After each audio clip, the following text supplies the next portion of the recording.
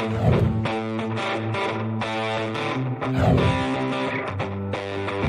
listening to the Cantina Cast, your home for thought-provoking Star Wars talk. Join Albert and Jonesy in breaking down the latest news, trailers, movies, and of course, your favorite characters from a galaxy far, far away.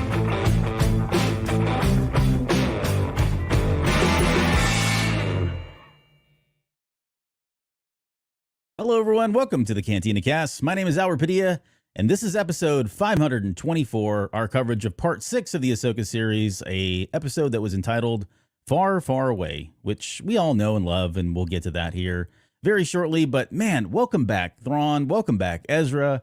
Welcome back, Space Whales. Welcome back, Star Wars, in a lot of incredible ways with this series. It's just been a blessing, honestly, to see some of these episodes. And I really, really enjoyed this episode again. I don't think I liked it as much as the last one because I think I claimed that this was the best Star Wars. And I probably want to put some clarification around that at some point too, because I have not forgot about Andor.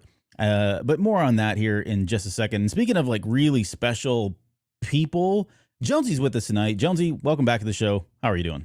You know, I'm thrilled now that you finally admitted that you say this all the time. This is probably the best Star Wars we've ever had, and you completely ignore all the amazing Star Wars we've had previously. Well, yeah. So I'm glad you finally put a caveat into some of that. But I'm doing fantastic, man. How are you doing tonight? I'm good. I subscribe to the Qui-Gon Jinn theory about living in the moment, right? So that's, you know, I'm just living in the moment. Like when I'm in this moment, it is the best Star Wars that we've ever had, period, bar none. And then tomorrow we'll get another episode, and that is the best Star Wars we've ever had, period, bar then. So meanwhile, I'm living on the Bon Jovi method. I'm just living on a prayer. Oh my goodness! Wow, thanks, Dad.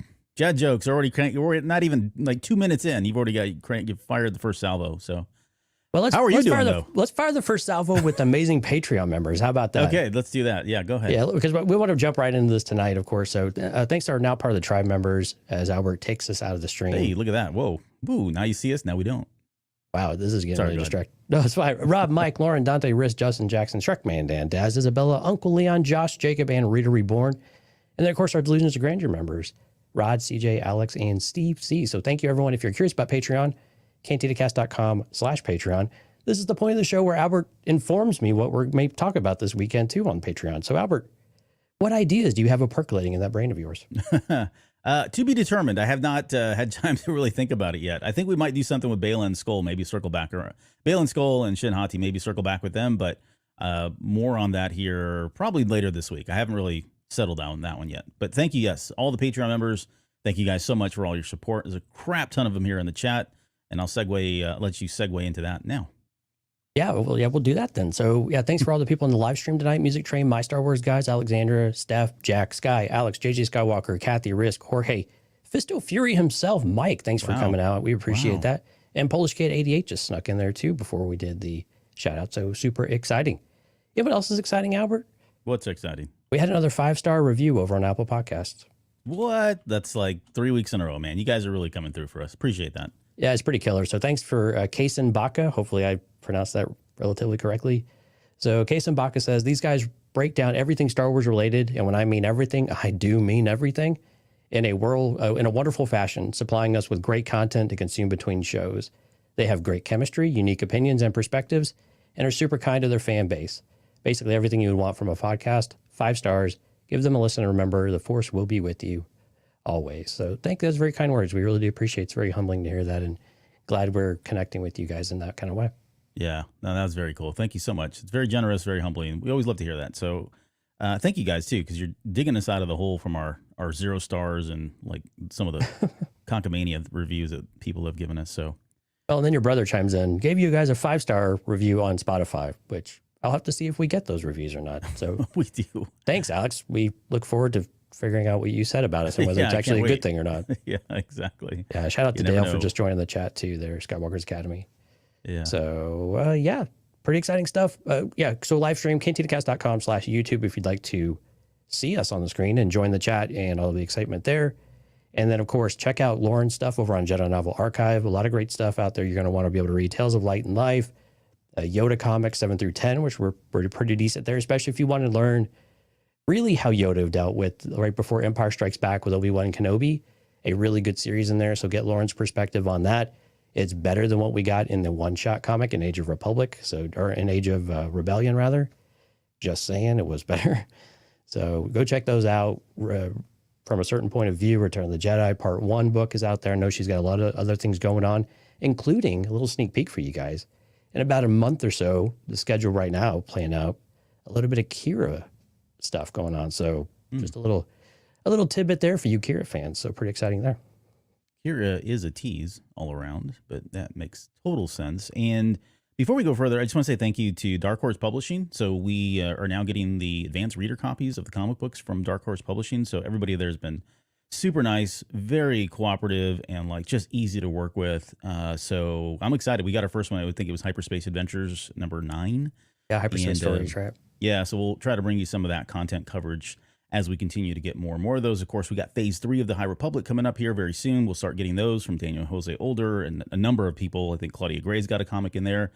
And thank you to Del Rey, too, because we got the advanced reader copy of the very first book from the High Republic from George Mann. So I think we posted some links. Yeah, the Eye of Darkness, man. Yeah, man. I got like 4 chapters in, and then work got in the way, but that's on my schedule for this weekend. So I'm gonna dig into that. So we can't talk about it yet, but it's back.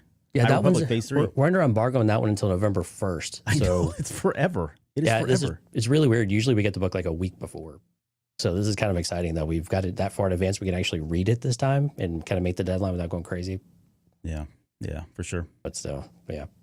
All right. Well, let's get to the coverage. And man, I'll let you go first on, I guess, give me your opening thoughts in this far, far away episode that, I don't know. Do you think this was kind of what we needed coming off of the emotional high and the weight of the last episode in a lot of ways? It was very Ahsoka, and then we got very little of Ahsoka in this episode. But how did you feel about the episode overall? And then maybe comment on the Ahsoka coverage, because I've seen a lot of pushback and feedback about, hey, here we go, another Star Wars show without the main character and, from the title. Oh, come on, people. Yeah, I mean, we had to know something like this was coming because we need to reestablish what's going on Peridia, right? Yeah. Right. Is it just me, or they can't figure out what they want to call it? Sometimes it's Peridia, sometimes it's Peridia. It's Leia. We just make up our mind. Leia. It's Star Wars. They always do it.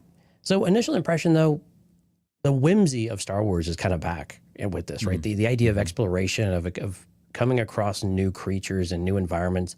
I think the levity, you had summarized it in Discord pretty well, actually, but you get the kind of the fun and the cuteness of Star Wars has returned in a way. Right, yeah. And I know some people probably don't like that as much, but it was a bit of a break from the heaviness of what we had. And this episode was really so steeped in all of the different, visual things that were going on, the new characters, the way the stormtroopers looked, just so many cool things going on in order to have this adventure for Sabine go out there and have to encounter creatures. Very Ewok inspired, very Return of the Jedi inspired. I get that. Love it or hate it, whatever it is. It just makes sense, right? Who would Ezra connect with, right? And then this ragtag group of trailer park dwellers kind of thing, right? Which I'm glad you had the same realization I did, because I was like, oh my gosh, I feel like I'm a kid again. Trailer park in Star Wars, yeah. It is, yeah. Even the little antenna adjustment, I love it, so it's good stuff. But the kind of the wonder of Star Wars back. I like that it kind of sucks it had to be so in a galaxy far, far away, so to speak. But it's nice that is kind of back, and that we do have this idea of exploration. We have something different and new to explore, but yet it's still very familiar. The graveyard of the whales did not see that coming. And that was a pretty cool touch about what that actually means. But man, a lot of thoughts throughout the show. Of course, we'll get to all of that tonight. But overall, I really enjoyed this episode, though. I thought it was really great reintroduction of Thrawn. And Mikkelsen is killing it. He looks... It taking a little time to get used to the look, not going to lie. But I'm really loving it. The voice, of course, is perfect. The Stormtrooper looks is really cool. Yeah. Night Sister, great mothers. Come on, please. Yes, and thank you. Just wonderful to see that. A lot of questions that got answered. A lot more questions to be answered still as well. More backstory on Baylan Skoll. I will shut up now and let you give me your initial thoughts as well. Well, to address where's Ahsoka in the Ahsoka series, I think you're right. It's fine. Like in the context of the 8 episodes, looking at those and, as a large sum, it's fine. We needed to get over here we had so very little time with the villains, and this was like very rich and steeped in the villains themselves, or the antagonists, if you will. Maybe not villains, but certainly the antagonists. So I enjoyed that. I didn't have a problem with that whatsoever. I would say that visually, this was an episode like beginning to end, starting with I want to credit Keisha with the Rainbow Road. She called it Rainbow Road from like, when we were finally seeing that. And we had talked about that. We'll get into that here in a little bit. But starting with that moment and the whales all the way to the very end, everything about this, we had practical effects. We had the volume was being used here.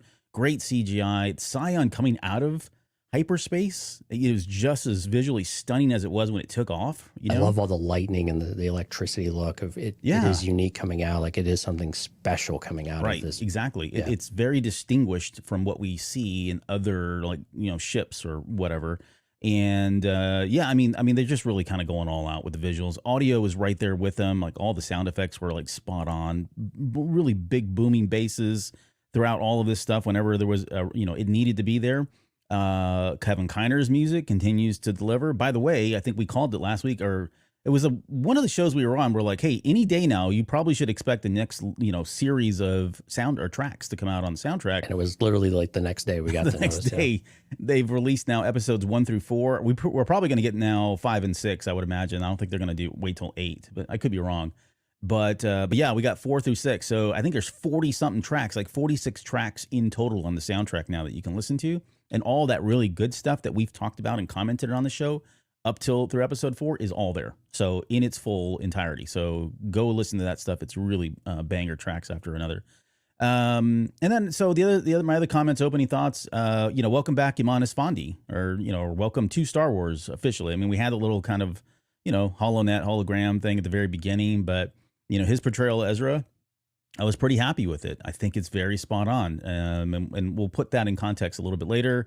Welcome back, Lars Mikkelsen, live action. I was hooked on him within about maybe 3 seconds. Like it just took him to talk. That was it. Right. Iman Esfandi, it took just a little bit before I got it. It wasn't until he smiled and I got the quirkiness coming out of Ezra in him that I was like, okay, that's it. I'm done. I'm all in.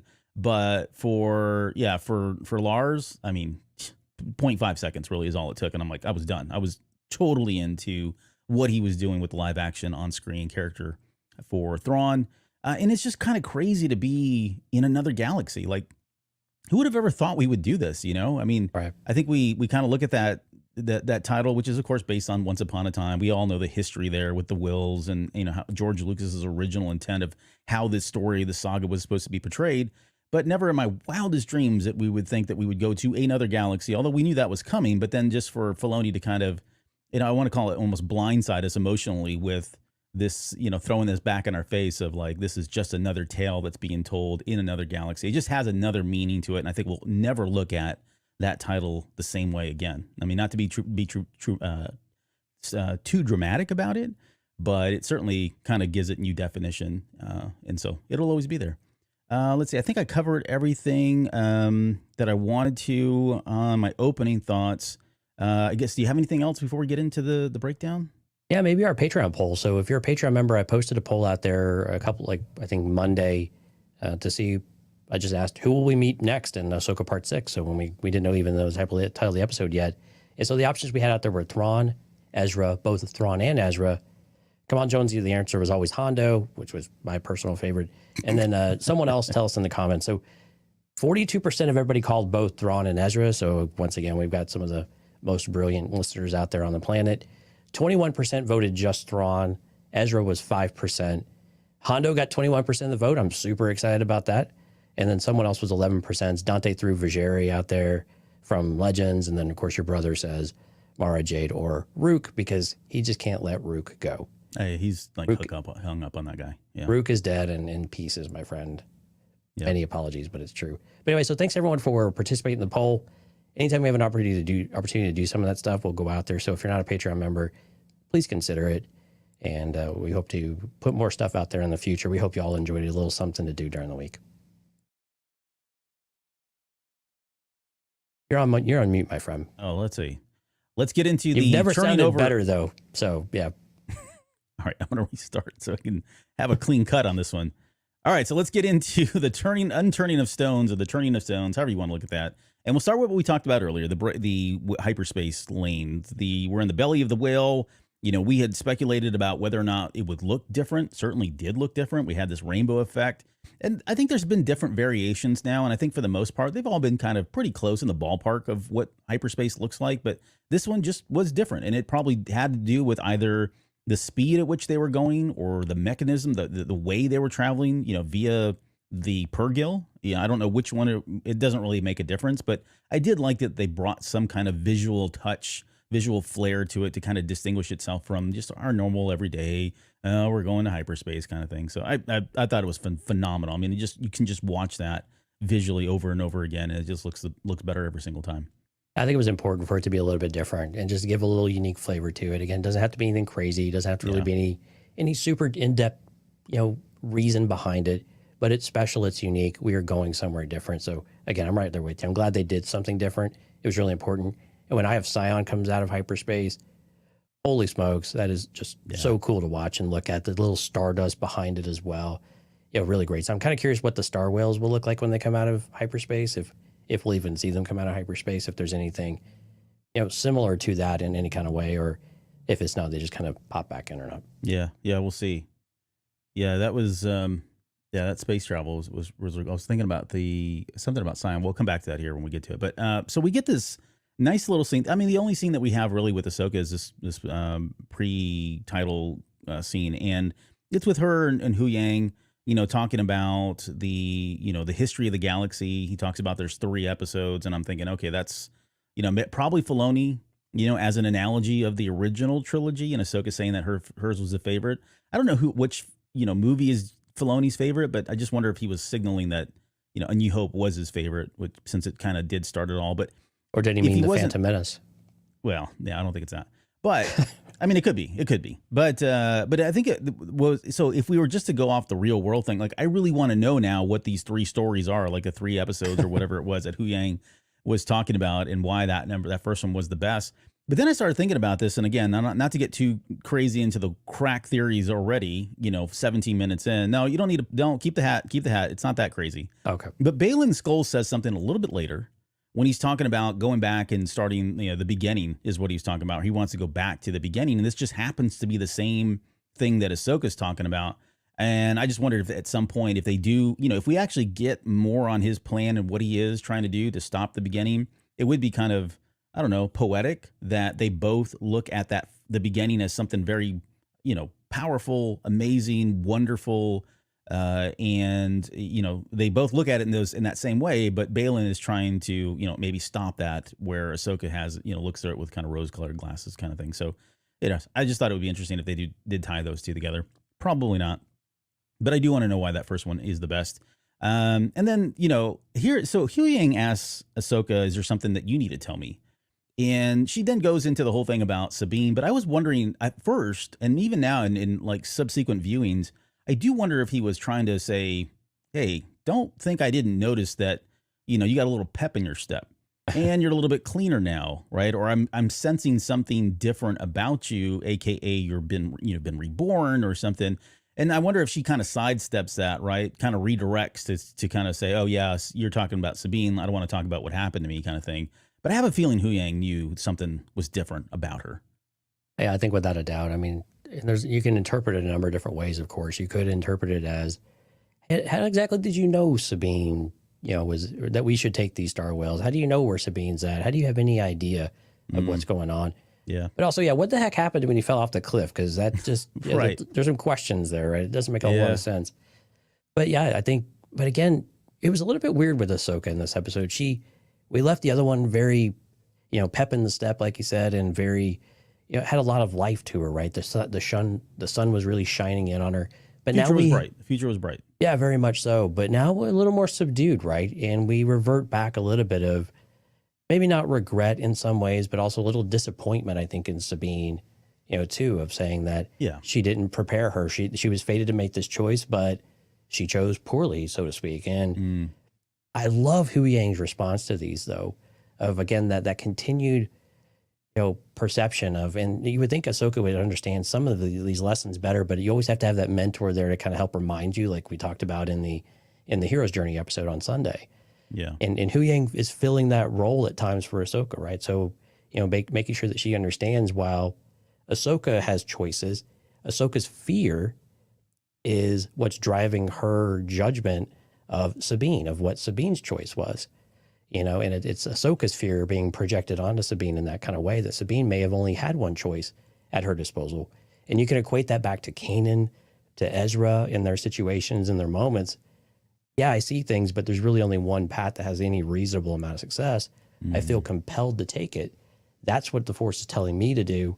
Nobody else can interpret that for me but me in that way. But Ahsoka still needs that guidance and that perspective to be shared back with her from kind of an impartial party like Hu Yang. Yeah, it echoes back to that final episode of Rebels when Ezra tells the group, hey, there were a lot of different paths in front of me, right? And maybe she didn't have a lot of paths, but she took the only path they took the only path they felt was the right one. And I mean, this goes back to what we were saying too. Like when you really look at it, did she really have, I mean, given all the circumstances that just happened, what Hu Yang is saying is this is probably the only decision that she had. So, and I think going back to what you said earlier with Ahsoka, I think she is kind of, she's spending there's not a lot to do. I mean, she can talk to this droid that probably has all kinds of great stories, but she's probably tired of hearing all the same ones. But she doesn't have a lot to do. So she's probably sitting there going over, replaying a lot of those events and probably previous events, previous memories, emotions that her and Sabine have gone through together and, trying to think like, how am I going to do things different? Because I think she is trying to come at this from a different angle. I think we've talked about this is now more about Sabine, her apprentice, versus now going after Thrawn and saving the galaxy. I think they're not mutually exclusive, but I think she is trying to do both, but maybe more emphasis on Sabine. So she may be replaying a lot of that stuff and just has a lot on her mind, and probably why she then tells Hu Yang, you know what? I need a break. I need an emotional break. Tell me one of your kid stories, which segues into, this whole thing a long time ago in a galaxy far, far away, which I really love that they rolled that in there. But the coolest thing was, if you look at the subtitles, they even added the 4 little dots in the subtitles, which I was, grammatically, that's probably not the right way to do it, right? So, or not, it's not grammar, it's punctuation, right? It's not the right way you don't use 3 periods on an ellipsis, but so we all know that. Okay. But what's fun is when I use ellipsis, which is actually fairly frequently, I use 4 a lot. And do it's you really? A hidden reference for Star Wars every single time. It's totally intentional. I can't do it. People just think I'm stupid, I think, but I don't care. It's inside I'm not jokes, dumb. I'm just friend. a Star Wars fan. Those could be the same thing, but I promise you that this is why we get along so well, my friend. Exactly. Not me. I'm a rules guy. But I thought I thought I was going to hate the whole long time ago in a galaxy far, far away. But actually, I found it a little bit endearing, and I think I saw it for what it was supposed to be. It is supposed to be a bit of a love letter to us as fans. I think George as well, but I think us as fans as well. Of hey, this is a fairy tale, and you said this really wonderfully at the start of the show. It is this idea of a fairy tale. It is something of another story within a story that even the Jedi have stories that take place elsewhere, and so it was very meta, so to speak. For sure. Yeah, it's great. I think a lot of us can appreciate it. And I think it was Dante that said it in Discord, who's with us tonight. He said in the context of, like, normally if you would use this anywhere else, probably in Star Wars, it would be egregious and a foul, right? But in the context of what Hu Yang was doing, it's like perfect. Like there's absolution there. So keep doing that, well, don't do it again, but that was the right way to do it. All right. Eye of Sion popping out. I think we've talked about this. Or actually, no, this is where we cut over to Hera. I'm sorry. We cut over to Sabine now, where she's locked up. And, when he got the sense that Baylan was like kind of being sketchy about what he did, I was like, well, okay, maybe I'm going to have to eat crow on the idea that he's going to go against his will or his word. I don't think he did. I mean, he did what he said he was going to do. Now there's a twist to it, which I wasn't expecting, but we'll talk about that. Yeah, we'll come to that. Yeah. Yeah, but I think Sabine is like, holy crap, this is not at all what we talked about. And I think maybe in her head she was thinking, oh, I'm going to be at most handcuffed on the bridge and stay on the bridge, and now she's being locked up. But there is interesting. You're still a prisoner, young lady. So. Exactly right. You're still a prisoner, and we're still going to control you as much as we need to. Until the time comes that we need to deliver you to Ezra, right? So Morgan, though, is, we talked about this. We speculated about how Morgan was going to feel having Sabine on there, because it doesn't really make a lot of sense that they would even keep her around, especially if he's not told her what, he keeps talking about how, she could be of use to him. We still haven't seen what that is. I don't think technically we haven't. I don't know if we even will. I would like to know what he was thinking or what he was potentially thinking at this point, but it was uneasy for her to think that she's just, hanging out on the ship and, there's really no reason. I would have just jettisoned her a long time ago, but that's me. I'm a nice guy. So I guess to jump ahead, do you think we're going to find out what this was? Because it feels like at the very end of the episode, now that they're with Ezra, unless there's like, a big kumbaya, I don't know that we're going to get what he was talking about when he said he had another use for her. I think we will actually. And let's save it for the end of the show. Okay. I think it ties more to Ezra maybe than Sabine specifically. But I don't have it in the notes, so take a note. Unless you got it in yours. Well, I think we'll naturally talk about it towards the end, like with their last dialogue that they have with Shin. I think we can talk about it, part of that. Conversation there. All right. No. Yeah. All right. I get you. All right. Okay. So finally the Scion arrives out of hyperspace. We already talked about that. The little rings that it leaves, and very consistent with how it took off. We finally get to see Peridia, which I had a lot of I wouldn't say anxiety, but I was on the edge of my seat because I had flashbacks of Dagobah when Luke's going in. He gave us the clouds, he gave us the rain on the window, but I didn't know what to expect. We're going into a whole new galaxy. I wasn't expected to be too alien, I guess. Right. But I was not, I was really excited to finally see when those clouds finally lifted. I was like, whoa, here we go. We're in a totally different galaxy. And I was like, wow, it looks like Lord of the Rings, or it looks like Willow, the set of Willow at times, which I think was probably the case of it. But I did enjoy like the big, tall statues. It looked very desolate. It looked very barren. It looked worn, torn, very old, forlorn in some ways. Did it remind you of Tython in any kind of way? At least it reminded me of Tython. Yeah, especially, Tython from Mando, not Tython from Legends. Yeah, exactly. That's the only one I'm talking about. Legends doesn't exist, apparently. Hey, easy. I'm kidding. But no, yeah, from Tython from when, in The Mandalorian when they were out there. Yeah. No, that's a good call. It did seem very, like very, South California, right? Off the highway there. Not quite what I meant, but sure. No, I was making a joke about where they filmed it because there was the helicopter that they had to take out and all that. Okay, so we get to Dathomiri, which we speculated that maybe this is how they would explain the magic that happens to be prevalent in our Star Wars galaxy. And I think what they're trying to say here is that it actually came from another galaxy. So and we speculated this as well, that maybe the way the Force works in this environment is just like the predominant way the Force works is via magic versus the Jedi and Sith use of the Force, and we get the inverse in our world. But either way, it does sound like the Dathomirian witches originated here on this planet. We got to see them. We'll talk more here in just a little bit about them. But and then we got the explanation that why the whales come here is because this is where they come to die. And we got to see that ring with all the bones. Visually, that was really stunning to watch. Really cool. I was not expecting them to kind of take us into the ring itself, via Attack of the Clones, kind of like what we got there. But if you have a decent sound system, you don't have anything crazy, really crank it up and listen as you go through it, and you hear the dust and everything else. It's a really cool kind of surreal experience, and it would be kind of neat if they did one of those what they call lo-fi videos. Yeah, right. Like for the ambient music or whatever, and did it in the rings. I think that'd be kind of neat. I mean, a little morbid, but still pretty cool. Yeah. So throw it up for October. It worked just fine. So if you have the option, go try that out with your stereo or something like that and crank it up, or put some headphones on and do it that way to your phone. It's really cool. And Morgan Elsbeth makes one quick comment about how that when they're talking about the space whales, right, or star whales is what is the proper term, I guess now. I'm always going to call them space whales. Yeah, you've been Mike Rondo. Yeah. Yeah, I have. Before Purgo. So it's space whales, Purgo, then star whales in that order. Right. But she does talk about how her people used to ride these things, right, in the days before time was counted.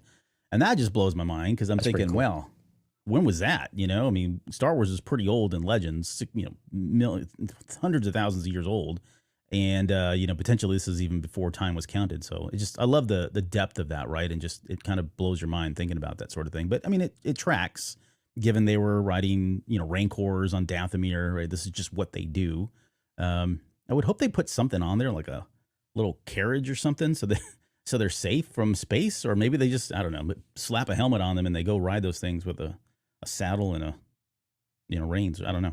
But it's really cool. And I know some people might be rubbed a little the wrong way that, forever ago they were able to cross galaxies and that's way too advanced. But I think, no, it's about something different. It's about either how in tune they are with the Force or whatever they call the Force, right? The threads of fate, I guess, is probably the equivalent of the Force there.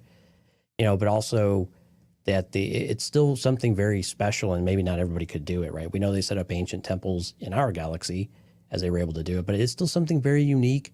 And again, they died off for a reason, for some reason, right? So I imagine it wasn't all because they just all left, but there is something that has happened over time to, the Dathomirian witches that has deplenished them to maybe just the three great mothers. I don't know. Do you think there's anybody besides the great mothers that are left, or is it just them that are at least alive? I got the sense this was it. I did. And that may be obtuse thinking, but at least the way I kind of like the idea that this is really all that's left, and part of the reason why they're emptying the catacombs is to go back to Dathomir and reestablish the Night Sisters themselves, like rebirth them, because maybe there's something special about Dathomir. Maybe they can't do it on this planet. I don't know. I've got a lot of kind of quick theories on why they're doing that. But in my head, yeah, that's what's in the catacombs. And I was going to go there with something else. But yeah, it was interesting to finally see them live action. And I thought they did a good job, honestly. Like I thought the representation was very good. Yeah, yeah. And I like the three witches, harking back to like Greek mythology with the three witches and fate, the threads of fate. And I'm not the biggest buff. I just, I've watched Hercules, the Disney one, a few times. But there's always three witches, right? And you can see that. So I'm glad they kind of went with that, stuck with that. So definitely running a lot of parallels here with our own. And they were still very consistent with what we had in the Clone Wars. So they really haven't changed a whole lot. The ones that we're familiar with, still they adhered to the old ways, so to speak. So I really enjoyed that, because I think that gives you a lot of consistency, even though they are very far removed from one another potentially. But what we got from a Mother Talzin type of look, very much still firmly embedded here, and you get a direct connection with them.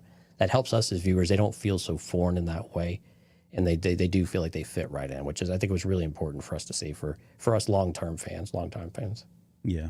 And I think that, the question about, are they the only ones left? I think for me, at least the way I headcanon this and rationalize it, is that next line where I think one of them says, "Long have we waited for you?" Like it feels like they've been just waiting to get off this planet for a long time. Maybe they had a way to kind of go back and forth at some point. We don't know, but they have been stranded here, have lost communication.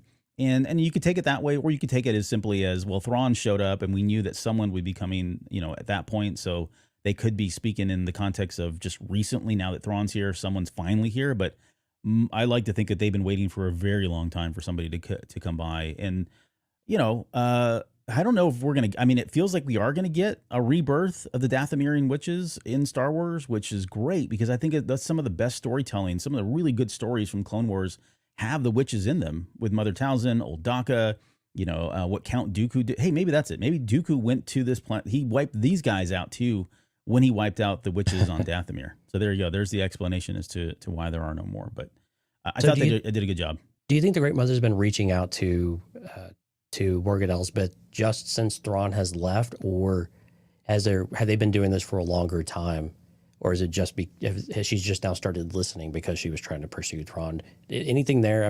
We could kind of do this very quickly. I'm just curious your thoughts on that one. Yeah, I think I'm going to stick with what we said a couple weeks ago, if not last week, that it was Thrawn who probably befriended them, realized, oh, you're witches? Hey, do you have a way to contact? Because I know of a girl back home that you may want to try to contact, and it's just through that. I don't think they have been in constant contact.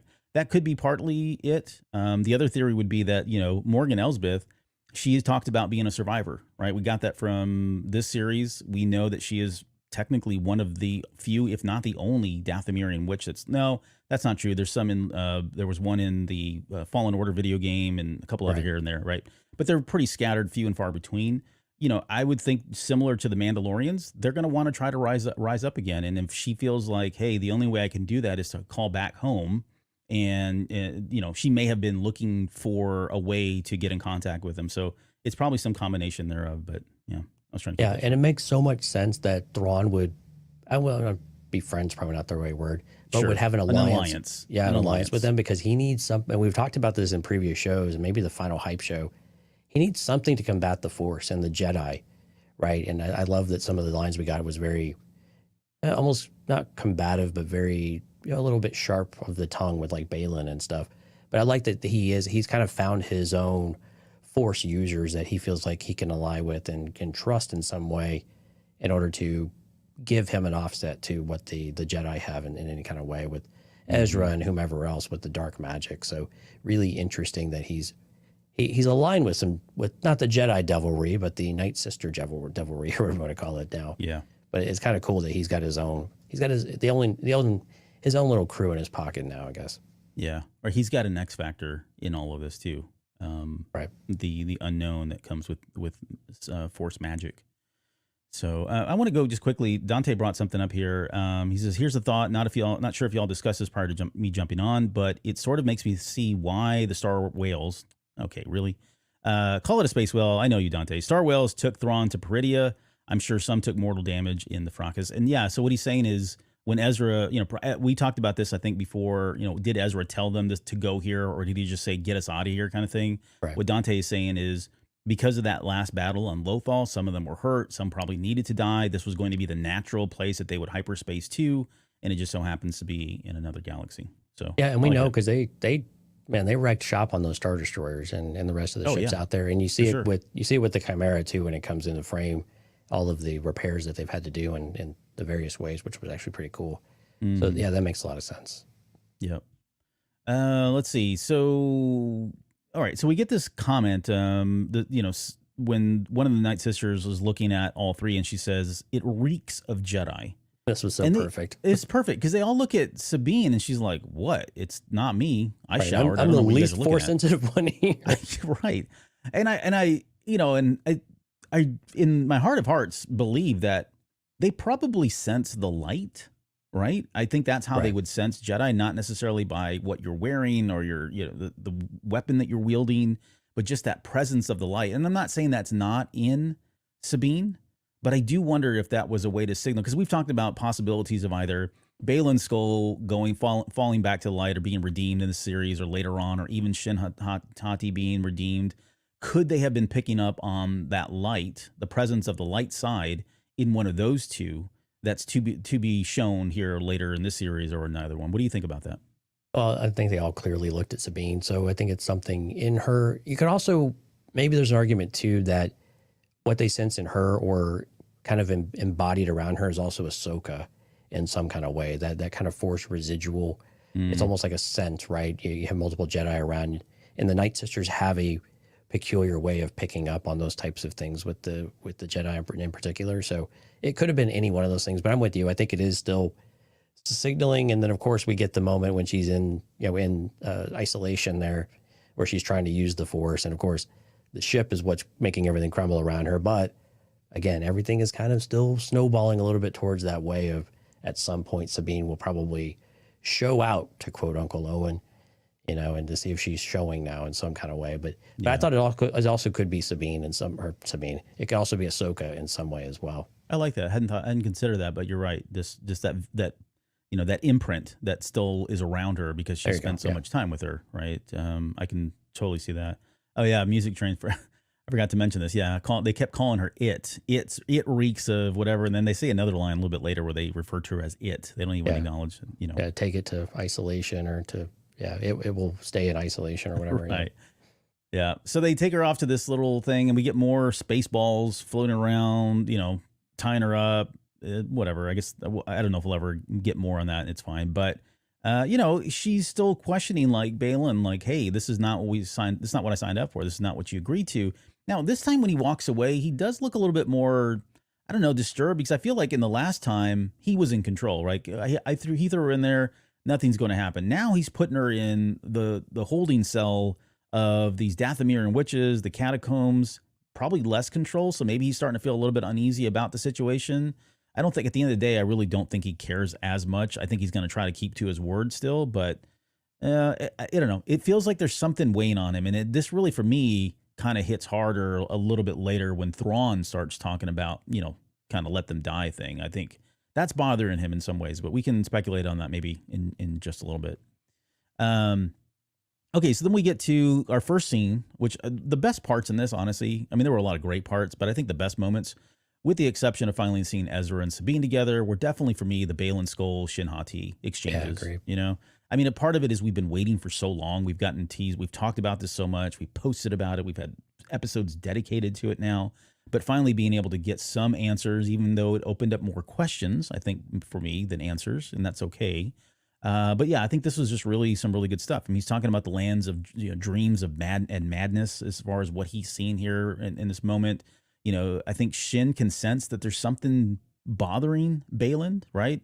And I guess I'm going to read this. So this is what he says, and I kind of want your thoughts on it. This land of dreams and madness, children's stories come to life. Stories of the galaxy are considered folktales, some ancient, past, long forgotten. And then from there he gets into the whole kind of crediting, or we get into the whole Jedi Order 66 stuff. But I mean, your thoughts, I guess, when you hear that, and you know, is this more? Are those dreams that he's talking about the folk tales?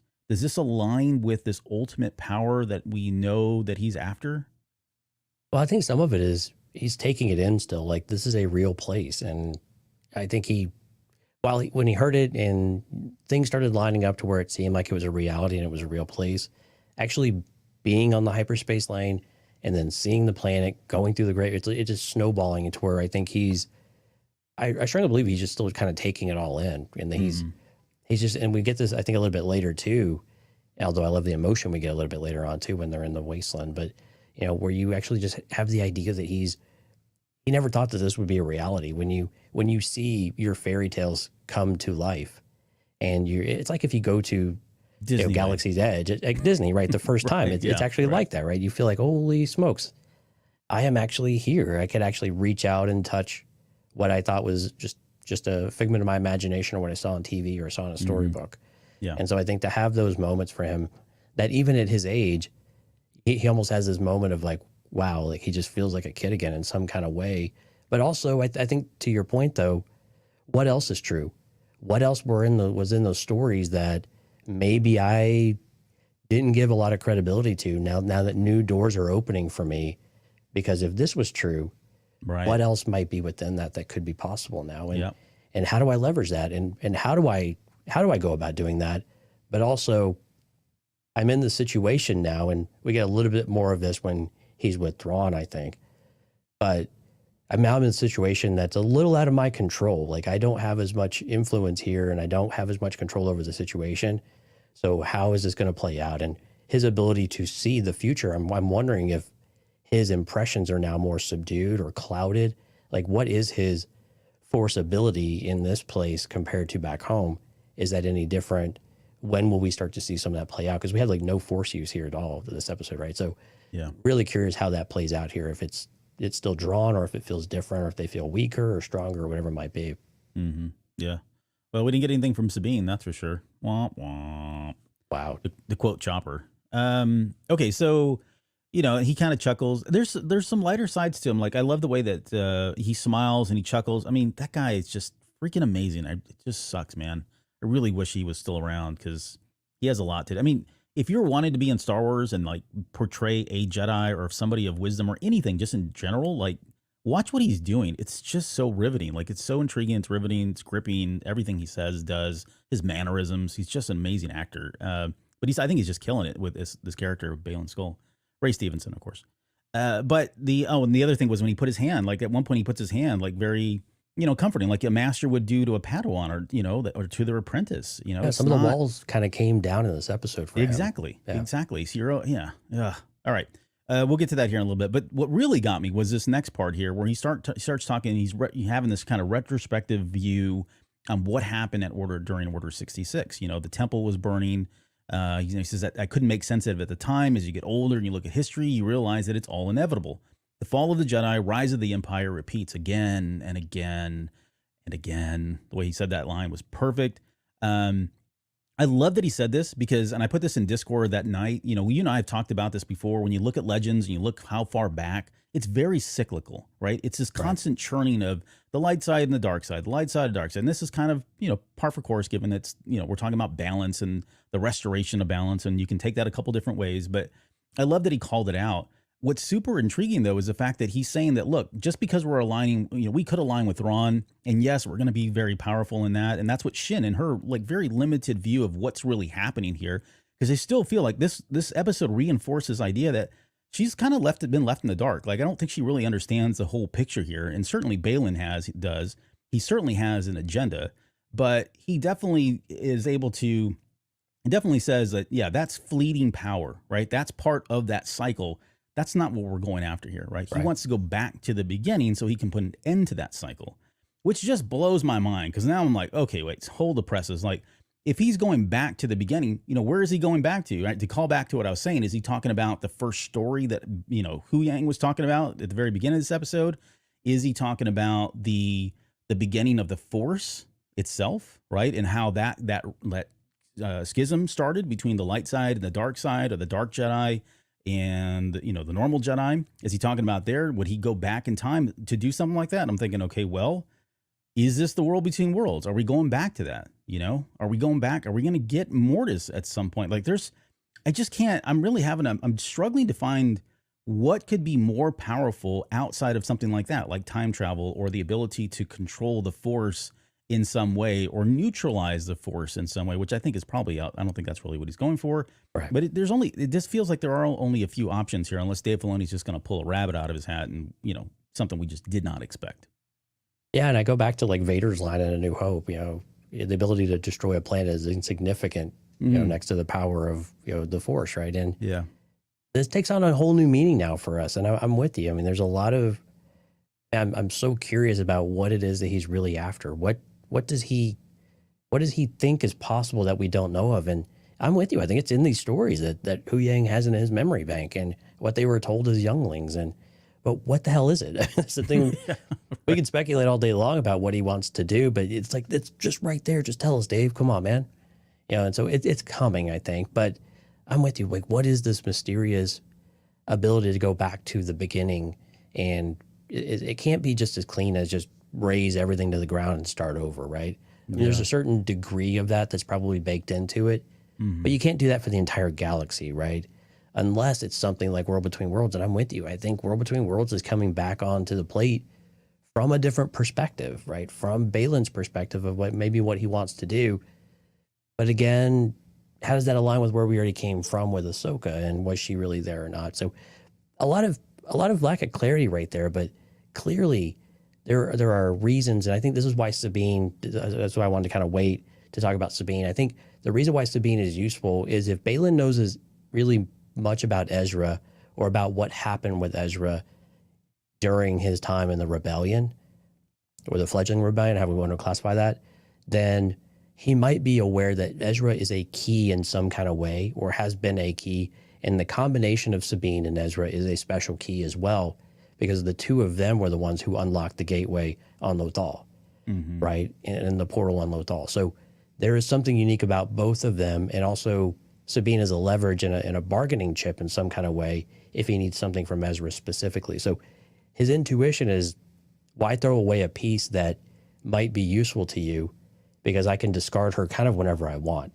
Yeah. He knows that she doesn't necessarily pose a serious threat on her own, and that even Shin could probably, is clearly probably still the more skilled person overall, especially with the Force, despite Sabine having a lot of ability. But I like this. I mean, this is what makes it fun, though, is that we're curious, right? We want to know what's going on in his head. What is he not telling us? But that he's able to give such emotion with recalling, watching his life burn, right, with Order 66. And you can just feel that he wants to give into that moment and just collapse a little bit, or have a tear, but he holds it back, and he jumps right into the other pieces of that brief speech. I think that's really a testament to Ray Stevenson, but of course I think just really great writing as well, that kind of brings us along for the ride. Yeah. And we'll have the reprise a little bit later when he's talking to her about the temple, and being a Jedi versus not being something more, as he says. So more on that a little bit, whether he misses it or not, right? Yeah. We get Sabine's Force attempt number 432 of the series. It fails miserably. Although poor Sabine, like, she was like, you could see it in her eyes, like, oh my gosh, am I doing it? The rumbling was happening, and turns out it was just the Chimera coming into suborbit. What'd that remind you of, or did it remind you of anything? I mean, no, not really. It reminded me when Chopper messed with Ezra, when Ezra was trying to use the Force really early on. And then when he showed like, that it was him, he was it womp, holding the bowl or womp. something like that? Yeah, it was the bowl, I think it was, with his hand. All right, so she fails, and then we get Thrawn's entrance, which, you know, in a word, was grand. I use that joke in Discord too, but it was. I love the organ and the whole feud and everything else. It's just that perfect. whole entrance. Like, I don't know what I was expecting, honestly, but everything about it. I mean, the shot, especially with the Chimera coming over and then seeing the ascendancy, like the symbol underneath there, the way they had painted that on there. It's been redone as well. We're gonna get into the kintsugi or whatever the hell it's called. We'll get into that a little bit later. But I mean, everything about that shot, and who was it? Was it Jennifer? What was the director on this one? Jennifer Getzinger, I think. Yeah, Getzinger. She did this shot in particular was just incredible. Like the scale, like she brought so much of the scale of the Imperial Star Destroyer, the shots, the perspective of things, the way it docked, you know, the music that was playing, the visuals of it all. She gave us all these different angles of it. I mean, it was just like a feast for your eyes that just kind of apexed with Thrawn walking down these, you know, what I'm calling dead stormtroopers or dark troopers, whatever the heck they called them now. Yeah, and then the music on top of this just overlaid was just really, really good stuff. I loved everything about this. This is one of those scenes that I watched over and over again because I just couldn't believe it. But yeah, I mean, what did you think? I guess your thoughts on, I guess, the way the Chimera came in, the entrance, and then we'll get into the Kintsugi and the Rise of Skywalker stuff. And because we did talk about this when that movie came out, and it was kind of cool that it's here again. I don't know if we're going to get any explanation, but you know, what are your thoughts on all that? I love the ship. I love the way that they repaired it because we were curious, like what kind of state would the fleet be in, and not really clear if there is a fleet. It might just be the Chimera. So it was really cool though that they actually did repair it. This whole gold thing that's going on everywhere is actually, I was really worried about it because I'd heard some of the leaks and I hadn't seen anything, but I'd heard some of the descriptions of how the stormtroopers were going to look. And actually, I think it's absolutely perfect. It is something unique, but it is something also a little bit worrisome, right? And it's not gold as in flashy gold like we see on the Eye of Sion. It's very much more patchwork and molten kind of looking and very worn, right? So I love the aesthetic that this is giving it, especially on the Star Destroyer itself. They really patched everything to where you can see where all the damage that it took, and it's not just been repaired with, you know, as you would expect it to be repaired. So I love that we have a unique flavor that's very consistent with everything else we see the Imperials have gone through.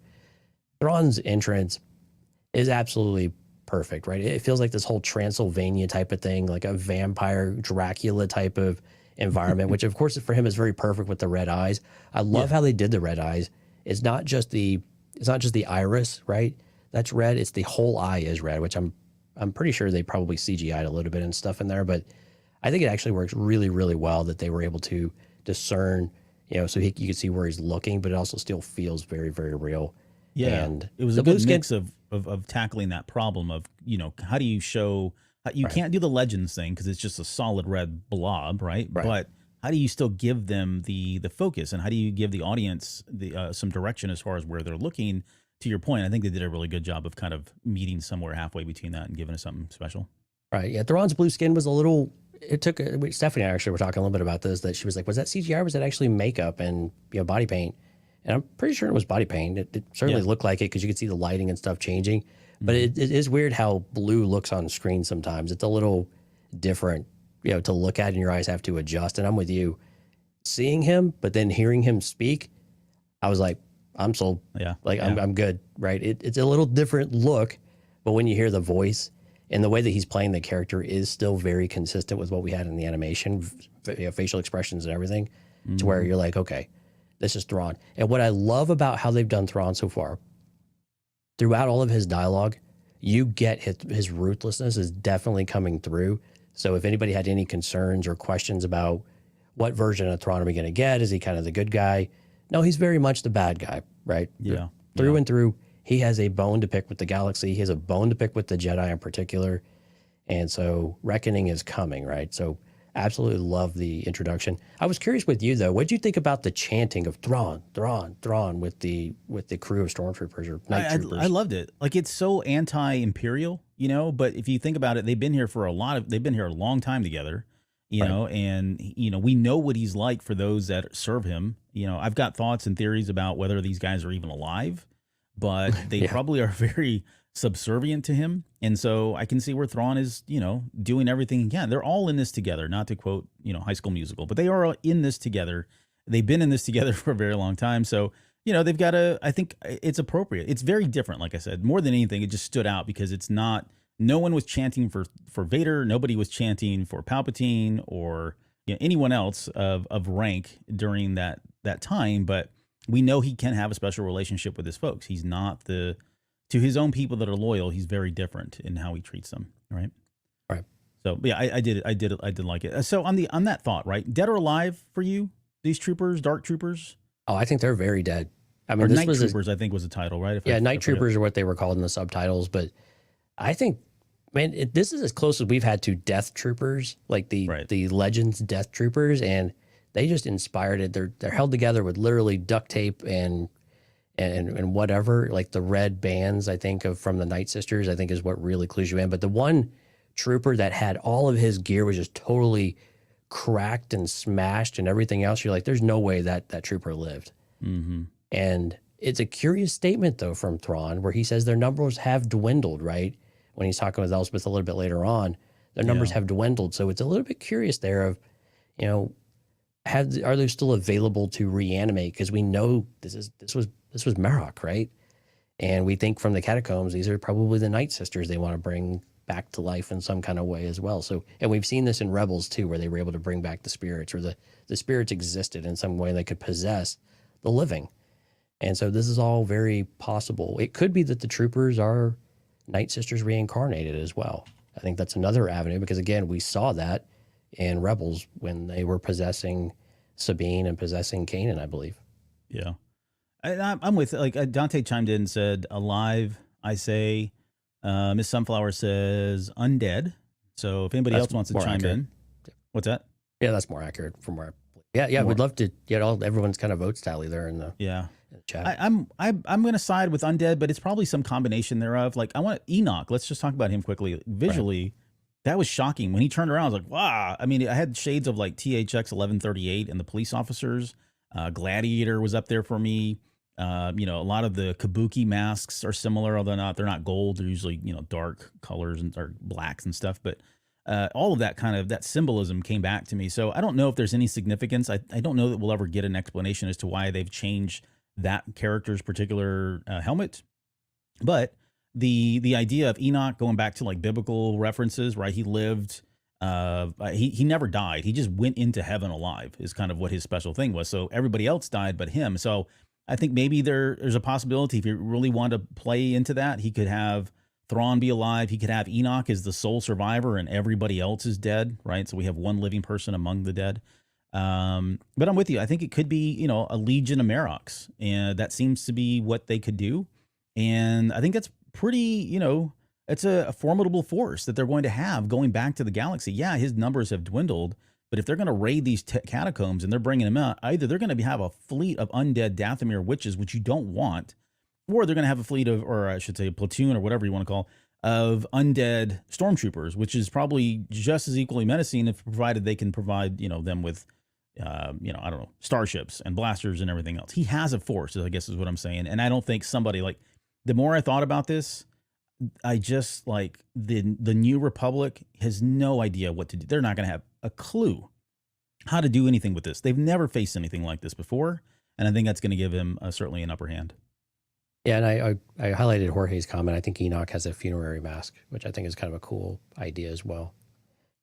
And yeah, I mean, in the Bible, you know, he was, it's the, I think what was one of his nicknames, like the scribe of judgment, which I thought was really cool for Enoch as well. So that idea of things, but it was right. It was very weird to see it. It was not really expected of seeing a faceplate mask. And was that cast throughout some process or something else? So I think all these guys are undead, to be honest with you. I really do. Yeah, I'm with you. That's where I'm going to land for now. But they were cool looking, though. Just so cool. Like I haven't been this excited about Stormtrooper appearance in a long time, and they really knocked this one out of the park. I really got excited about these. Yep. I don't collect pops, but when this pop comes out, I probably will have to pick this one up. You will definitely not collect it by buying it. Right. Again, those things are not mutually exclusive. Okay, so let's talk about. Oh, do you think we're going to see his face? Do you think we'll ever see Enoch's face? No, I don't think so. Yeah, I think it'd be cool, but I think it'd be better if we did not. Yeah, and I'm really saying that for Alex because Alex wants it to be Rook, and I just don't want to dash his dreams. It's not. So it's not. Stop giving that guy his 5 minutes or 5 seconds of Enoch is the original Marok. We just don't know it.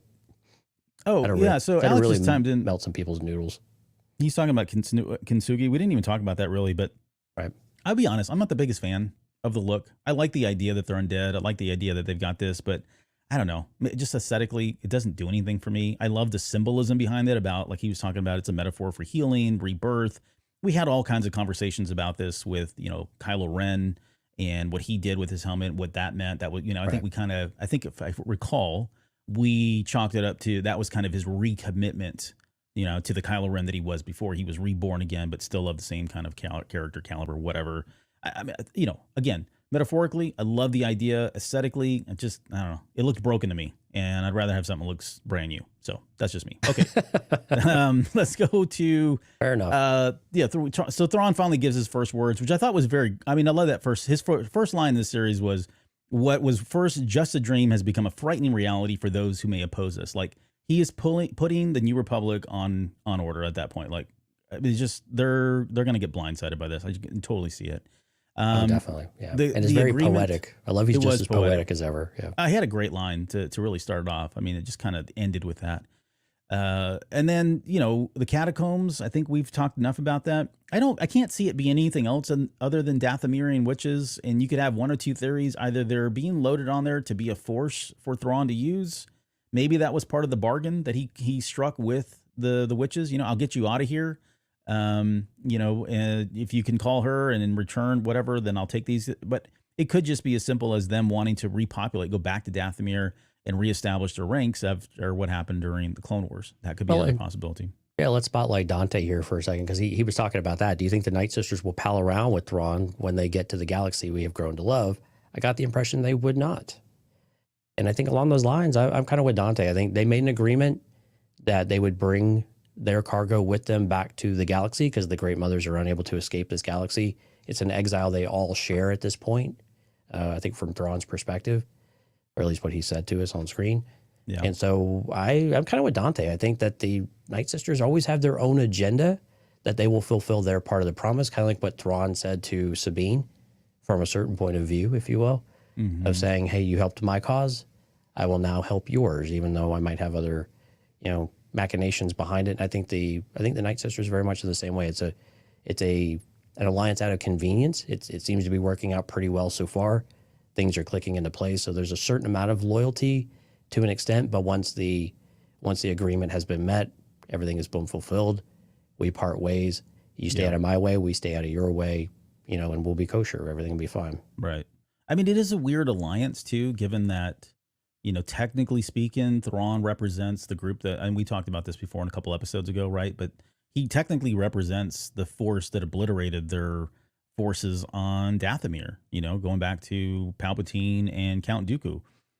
So it is a weird alliance. I don't know if they know that one way or the other. I'm not sure if they're privy to that information or if they even draw that conclusion, or if they did, if they feel like, hey, that's a direct extension of Palpatine, because it was all under kind of the guise of Palpatine versus and I'm curious how much they know of all of that too, right? Yeah, exactly. I'd say like they may not know. I think if they knew, that'd be a kind of a game changer. But maybe so, yeah. All right, 3 days to load up everything. That's a lot of dead bodies. Either that, or you don't really have a lot of troopers. It's a lot of work. It doesn't feel like they're going to slow down, so it's around the clock. Apparently, it only takes 3 days to get from the main galaxy to this galaxy. It actually gave us indirectly a time reference of how long it takes to get everywhere based on how unless long it they show up early and they're like still like, oh crud, we're gonna have to, we only got 50% of the bodies. Right. Yeah, that's the thing. It'll give us an idea of how long it really takes to traverse between galaxies with these special creatures or these special superstar destroyer engines. Yeah.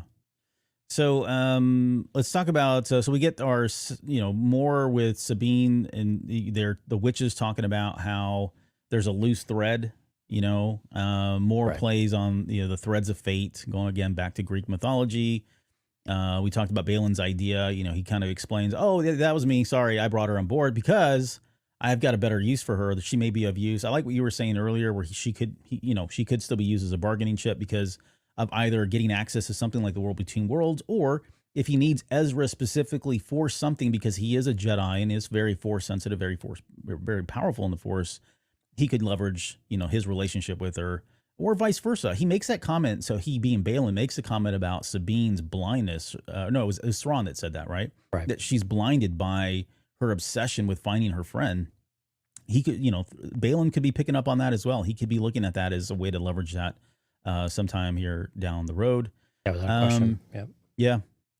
And I love when they mention Sabine's name, like Lars Mikkelsen, he just holds there. He doesn't do anything for about half a second. He just sits there, and then finally he smirks because he's heard the name Sabine Wren for the first time in, whatever it is, 9 years or however long it's been. And then he just smiles and says she'll be of great use to us. So I was laughing, honestly. I was just chuckling every time they were bringing this up, and even when he sees her for the first time too, I was smirking and laughing because I thought, wow, that's got to be so weird and so surreal to see each other after that long period, especially the thorn in the side that they were to Thrawn, right? His foil so many times in that series, that just had to be kind of surreal for him to see her. So I did love the way he kind of played up on that in those scenes. Yeah, absolutely.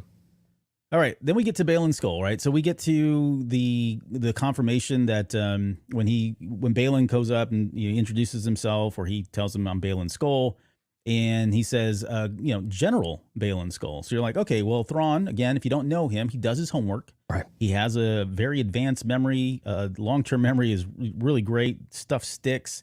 So it should be of no surprise to anyone that he's done his homework and knows that Baylan Skoll was at one point a Jedi during the Jedi Order 66. And then he makes it very quick to say that, hey, I parted a long time ago with the Jedi, right? It just feels like he's getting labeled as a Jedi, which feels like that's probably a part of the target that he has on his back. I don't know that Thrawn really, I think Thrawn has his, he's certainly got his suspicions about where his alliances lie. It's easy for somebody to say, I'm not really part of that group anymore. I bailed long ago. But Thrawn is probably more on the side of like, hey, once a Jedi, always a Jedi. That light is probably always going to be there. So I don't really trust you guys, right? It's just Jedi devilry or trickery, however you want to look at it. But absolutely agree. I think this is where Thrawn is, it's a wild card. It's something that he can't predict, and he knows he has struggled with in the past. Yeah, so get rid of him. Yeah, so I mean, that they're expendable. And I love that he comes back to this with Elspeth later on too, where he says, you know what? We don't need Ezra. We don't need Sabine. Whether they die or they get stranded, we don't really care. And the same extends to your mercenaries, because they are an unpredictable force. They will have their own agenda. They can tell me that they're former Jedi or not Jedi anymore. But I've seen this before. I've seen it with Ahsoka Tano. Kanan Jarrus was no longer a Jedi, and then all of a sudden came back and it was a significant threat.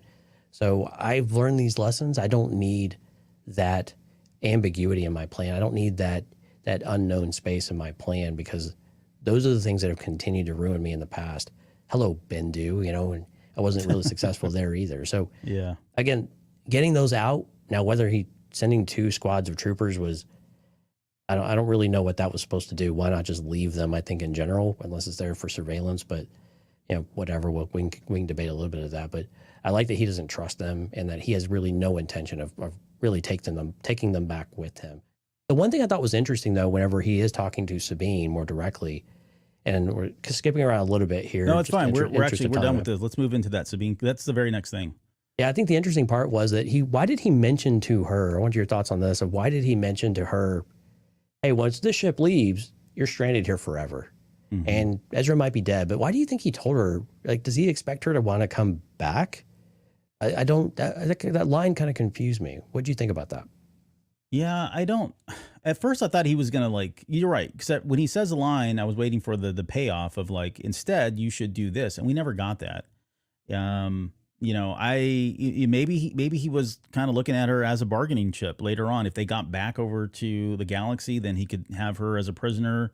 He could leverage that in some way. That would be the only thing that I could think of, honestly, because I don't.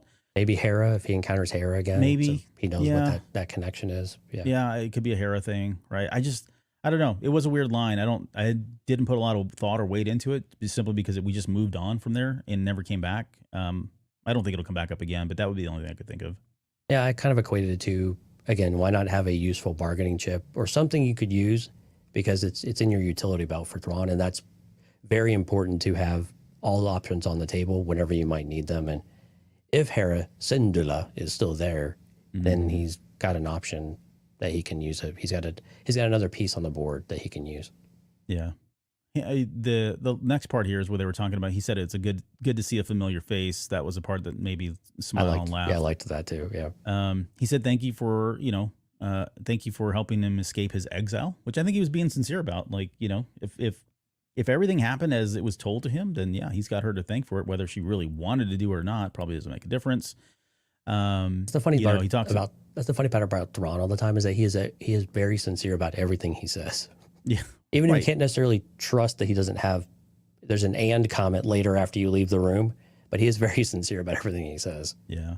And so going back now, I was just thinking this next line, he says how that singular focus will reshape our galaxy. I mean, that probably summarizes why he was trying to not, or maybe give her the option not to go after Ezra because of that determination, them pairing up, it's just an unknown. Even if he feels like they could just leave and they'll never be able to get off the planet, that's always going to be in the back of his mind that someday that's going to come back to haunt him kind of thing. So that might have been really the only reason.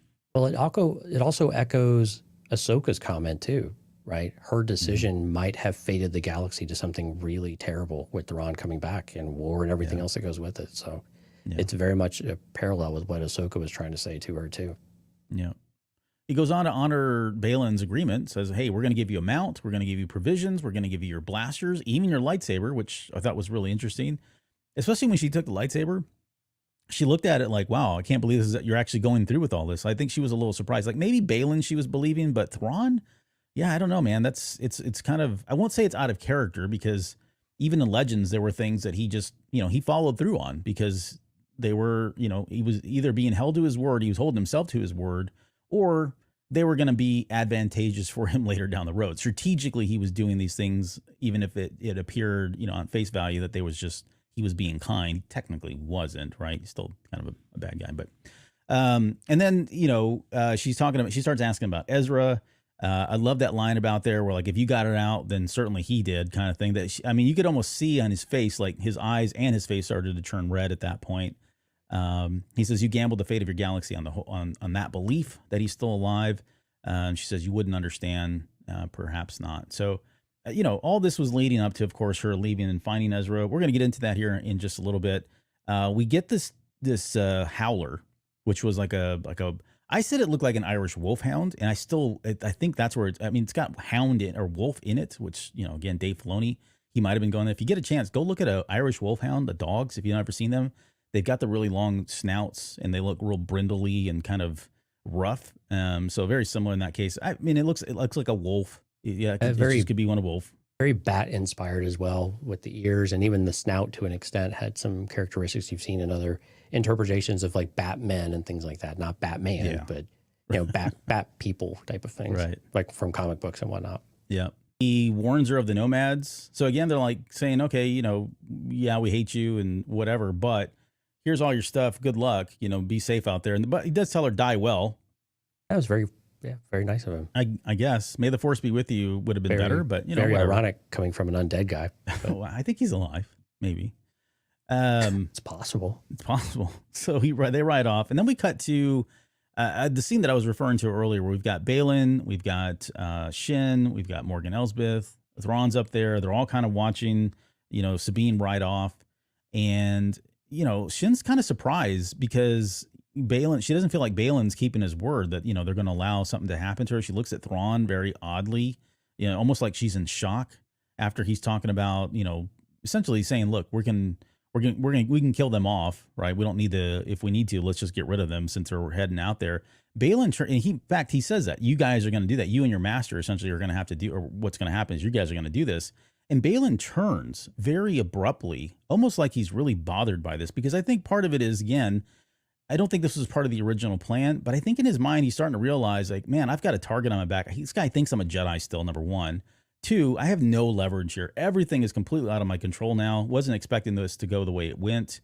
And, we are kind of fodder. I think his best move was really to get out there, even though it probably could seal his fate. I think his best move was to get away from Thrawn and try to figure things out, go after that ultimate power, or get, maybe get the buy-in or support from like Ezra and Sabine to come back against him. I don't know. There's a couple theories there, but what did you think about the scene with the way, specifically the way Shin was looking at all this? That's the one that was really a standout. She seems to be, again, lost in this, a delusion of what's really happening. Like, she has no idea. They keep blindsiding her with all this different stuff about, what's really happening. It's like never meddle in the affair of gods or dragons. And, she's one of those people.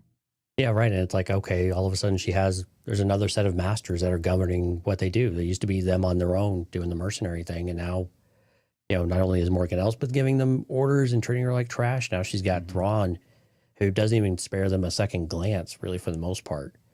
And so I think I think you're right. I think she's very much struggling to understand, how do we fit in all of this stuff? Because it just feels like we're just taking orders and going from place to place. Now, I think to your point, though, and I agree with you, I think is that Baylan, I think he's uncomfortable with all of this. I think Thrawn is a little bit of a wild card for him. I don't know how much he truly knows about Grand Admiral Thrawn, but I think he's seeing, okay, this is something that I can kind of trust what he's going to tell me at face value, but there's also more to this. And his design, he is very well thought of, or he's really kind of thought everything really well through all the time. So he is a very different opponent that I need to be very, safeguarded from and really protect everything that's on my mind. And the best place for me to be is out in the field, especially if there truly is something out there calling to him and he can hear it or whatever it might be. That's where he needs to be, not back in the palace waiting to leave to make sure they get home. There's something special here that he can hear that is definitely something that can overcome Thrawn, and really none of this other stuff in the end really matters to Baylan. Right. Yeah. He will rise above all of this because what he has in mind is much bigger and grander. These are all pawns on the board. He's got the rook, he's got the queen, he's got the bishop, he's the queen or the king, right? So he has all the important pieces and the rest can just be pawns. It's very much like Thrawn in that regard of, I'm chasing something that has meaning to it, but he's willing to take that leap of faith to do it, whereas Thrawn will do it with preparation and research and the historical aspect and the artistic aspect of things that he can glean from research and from learning a culture, whereas Baylan is going more on a feeling in that kind of way. So it's a different way of approaching it, and want to see which one tends to be a little more successful than the other, because it's difficult to understand what Baylan's actually hearing and sensing out there, because clearly Shin isn't getting any of it. And I think we continue to see her youthfulness and her naivete coming through. And I don't see as much as being in the dark. I think some of this is Baylan. I don't think this has been in development for years or decades, as long as he's known Shin. I think some of what he's experienced and learning have been relatively recent, and he's still trying to figure out what specifically it means and how it fits. And so how do you communicate that to your apprentice, especially if you're not really willing to open up in any kind of meaningful way, and they have more of a business-like relationship than one built on trust and like an Ezra and Kanan type of relationship, right? So not quite the same. So he's kind of figuring this stuff out as he goes, I think, in some way, even though he has an idea of how it could go. But how do you articulate that to someone who, again, is kind of enamored with the idea of just being in power, having control over your life, which we see more and more that she's less and less comfortable with other people controlling her life.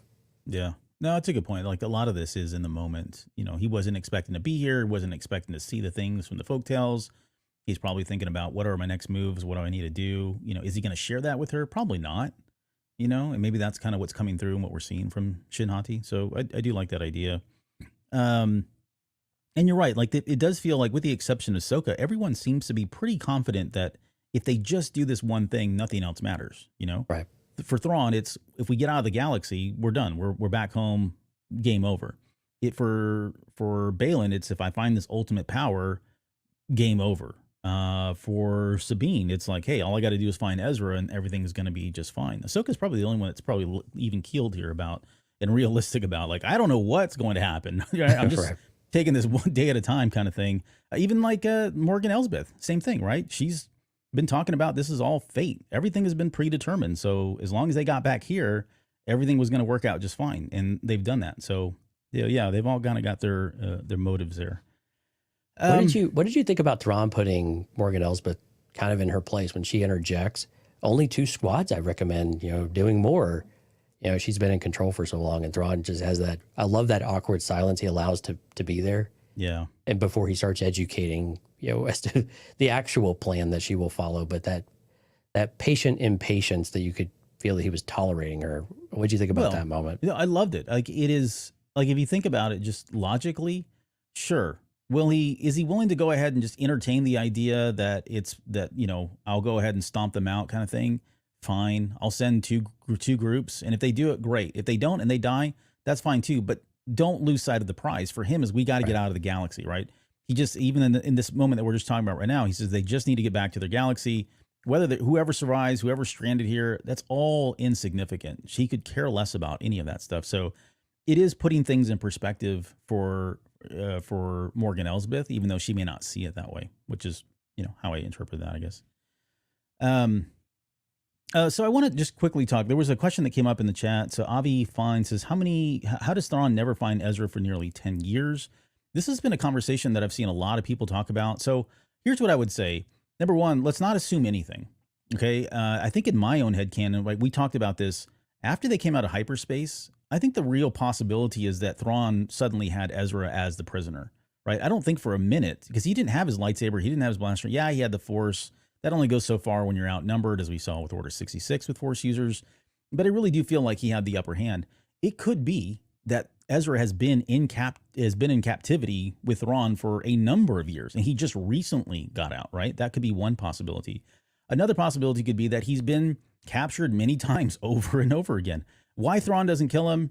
Again, it could be a leveraging thing, a tool thing. If we want to give anybody the benefit of the doubt from a strategic standpoint, let's go ahead and give the Thrawn, right? I don't think we need to try to poke holes in that. But it could just be that there's been a cycle of him escaping and getting away. If there's any one person that knows Thrawn, and if there's any one person that knows Ezra, it's those two characters. They were, they were each other's foils for the better part of 2 seasons of Star Wars Rebels. So I wouldn't put it past, Thrawn to be able to capture Ezra over and over again. And I certainly wouldn't put it past Ezra to get away from Thrawn or escape from Thrawn. More so, be always one step ahead of Thrawn. Like, you know what I mean? He's so unpredictable at times. I don't think Thrawn has a really good handle on him. He's got the Force. He's got, he's very savvy. You think about what he did with the wolves, right? When they came and attacked him, and he kind of lured all those guys into the caves, and suddenly, surprise, I have all these forces that you never knew about. You never could have anticipated that I would have talked about. So I think it's been a long time, and it's very easy to poke holes on, like, come on, this can't be happening 10 years that he's never found him on this small planet. There's really not a lot of people. Again, a lot of assumptions there still, right? Let's not make those. But I just think we got to give the benefit of the doubt to somebody like Ezra, given he demonstrated this ability to stay one step ahead of Thrawn through the better part of 2 seasons in Rebels. And I don't think it would be any different here, especially now somebody who's older, arguably probably more powerful in the Force, or at least more comfortable in his abilities as somebody like Ezra now. Yeah, and I think it's important to keep perspective of when they got there. What would be their priorities? Survival. They were probably dealing with severely wounded and dying troopers.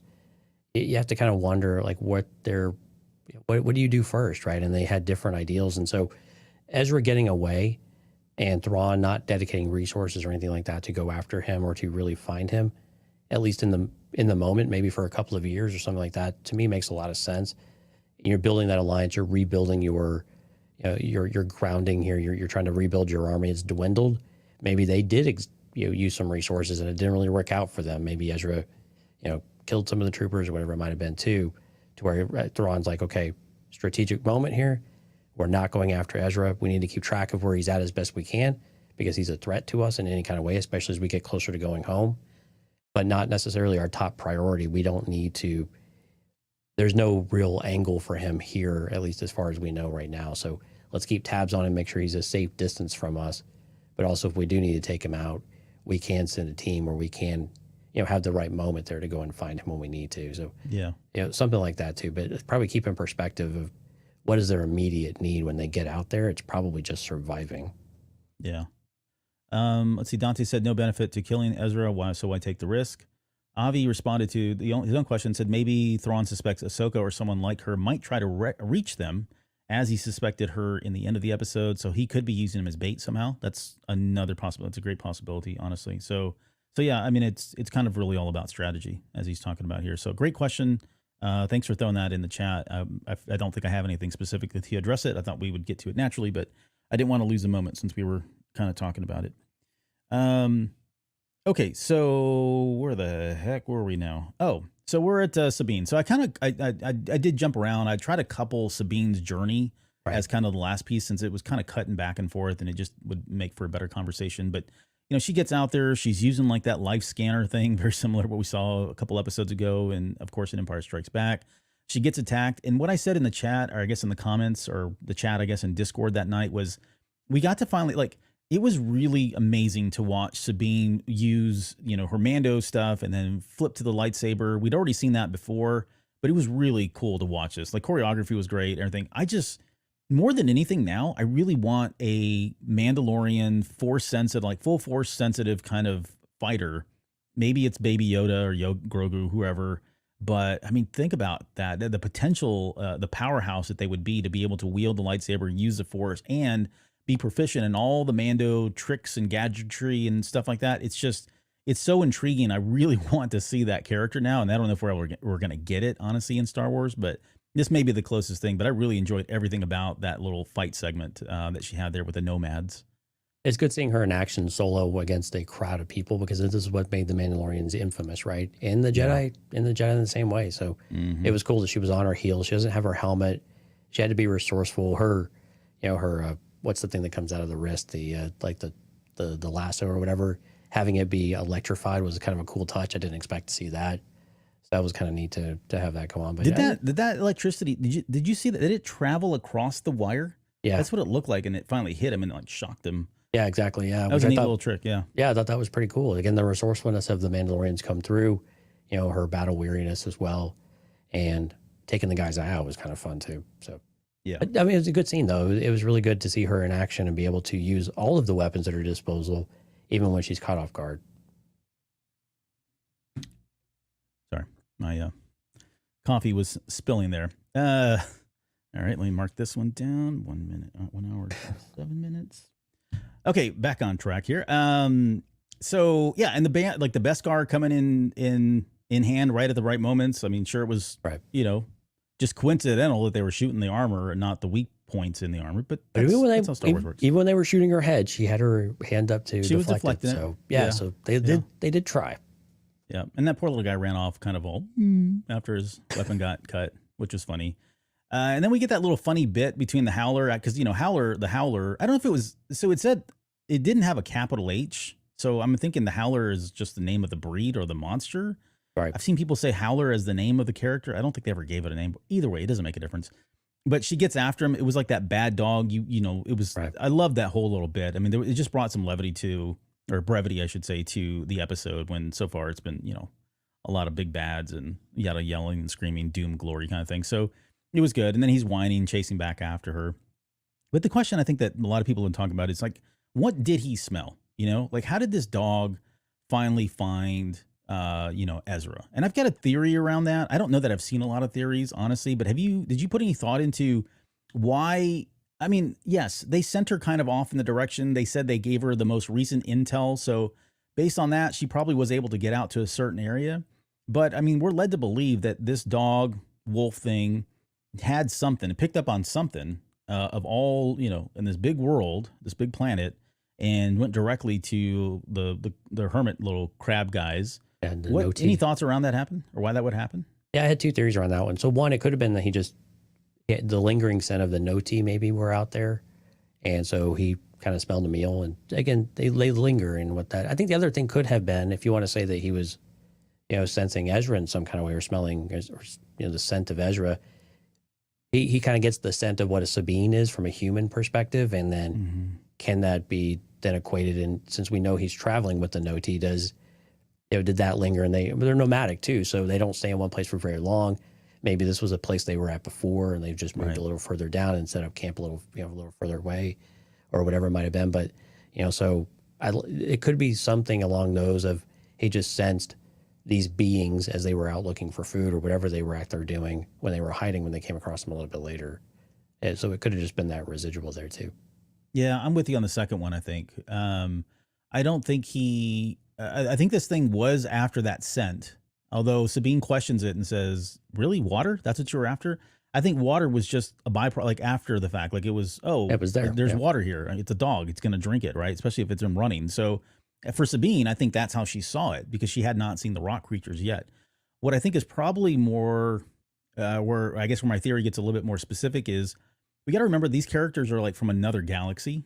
And maybe there's just something about their scent that is so unique for a creature like this that, it's like you said, to your point, like it's Sabine, but then he's picking up on this other scent that is otherworldly, literally, in Ezra Bridger. And then that took him back to where I think these guys may have been at some previous camp. Like you said, they were probably there. That's why the water was there. If you look around, maybe these guys were, I don't know what they were doing, digging for shellfish or whatever the heck they were doing. But they were still there. Or maybe they were like a group that went out to do hunting, or they were left over picking up stuff. Who knows? But I think that's probably it. Yeah, a variety of things. Yeah, or scouting or something as well. Yeah, yeah. So I think it's just it's probably a scent thing more than anything else. But they did say they were speaking Noti. And so I think that's the term that I was going to use for this race. But then later on in the subtitles, the nomads the subtitles say that nomads were speaking Noti. So I don't know if that's like the language now for the area. Cause I didn't see that until like a third or fourth view. And I was like, oh man, I was really like set on calling these little crab things Noti. But I'm pretty sure the subtitles called them the Noti though as well. No, I'm with you. But I'm saying when Shin, we definitely got it there too, right? Yeah, when they were up on at the very like that next scene that's coming up when they're on the cliff and the camera's pulling away, it says the nomads speak in Noti or Noti something whatever, like as though it were a language. And maybe it's the same. Right. Maybe they speak that language, and it's just that's also the name of the crab-like people. Maybe so. Maybe it's their version of basic. Maybe it is. All will be revealed, I'm sure. But, the long and short of it is Star Wars is cute again. I thought it was great. I did love them. I love the idea. Again, I put this in Discord, the fact that, Ezra the Hermit is now hanging out with hermit crabs, essentially, or if you want to look at them as turtles, I've seen that comparison. But it was very reminiscent of Leia and Wicket, with Sabine walking up to him and that whole conversation, that exchange. Definitely puppetry going on here. Wasn't CGI. I did like they did a really good job with the puppetry, I thought. For Star Wars, it's just what we should expect. And then this, him cluing in on the symbol, and then, her drawing that back to, you've got, he pulls it out of his, shirt or whatever he's wearing. His steampunk outfit. He's got that symbol. What's that? His steampunk outfit. His steampunk outfit, yeah. He's a very sharp dressed little man there. He is, man. Yeah. And then especially suddenly for crawling over the ground. What's that? Especially for crawling over the ground. Yeah. But then the whole conversation that they're having, you can hear them saying Ezra Bridger in various points, right? So they know his name, or maybe they're just recalling or repeating what she said. But it was all pretty obvious there.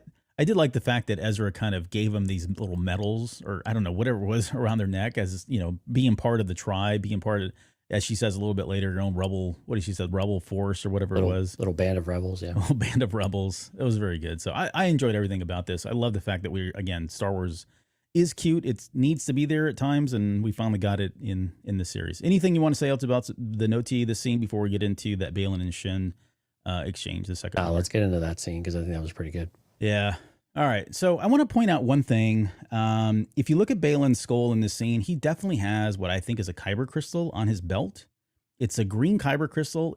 He's got it in his pictures, like his marketing material, but it's like grayed out for some reason. It doesn't even look like it's got a color to it. But in the episode, it is definitely a green crystal. And I'm going to say it's a kyber crystal. It may not be. My thoughts on that, maybe it was the one that he used when he was part of the Jedi Order. Maybe it's one from his master, maybe have some kind of like significant, a meaning for him in some way, but sentimental meaning in some way. But he definitely has some kind of a green crystal on his belt. So just throwing that out there. But the one thing that stood out here when he's talking about the Jedi, right? He's talking about, he mentions that he didn't know Ezra. He was too young. He wasn't there at the Jedi Temple when he served. And then he goes on to refer to both him and, Kanan as Boken Jedi, right? And as a Boken being a wooden sword, maybe, not the real thing kind of thing. Because he called them, fake. He called them Jedi that were breeded out in the wild, which I thought was like, wow, that's a very interesting perspective to think about it from that way, that these guys were born and bred in the wild. They weren't in a contained, controlled environment like the Jedi Order. And so this all kind of starts building up on, where his perspective is and how he viewed the Jedi Order when he was there. Maybe the best of the Jedi Order, not necessarily the bad parts, because I think that's the part that he's fallen out of favor with. But he definitely held them up in I guess in a high regard at some point based on some of the things that he was saying here. But any thoughts on that before we get into the rest of it here? I think you hit on the head. I think it didn't really come across as disdain for them, but definitely pretenders. I think and not being the real thing. So I think there's definitely something there where we'll talk about missing the idea of the Jedi. I think it's very much plays into that line of that. There was a reason, there was a rhyme to all of this stuff. It was always, there was certain importance to it, and now it's watered down. It's for lack of a better word, kind of bastardized a little bit, right? So it's not the same as what it used to be.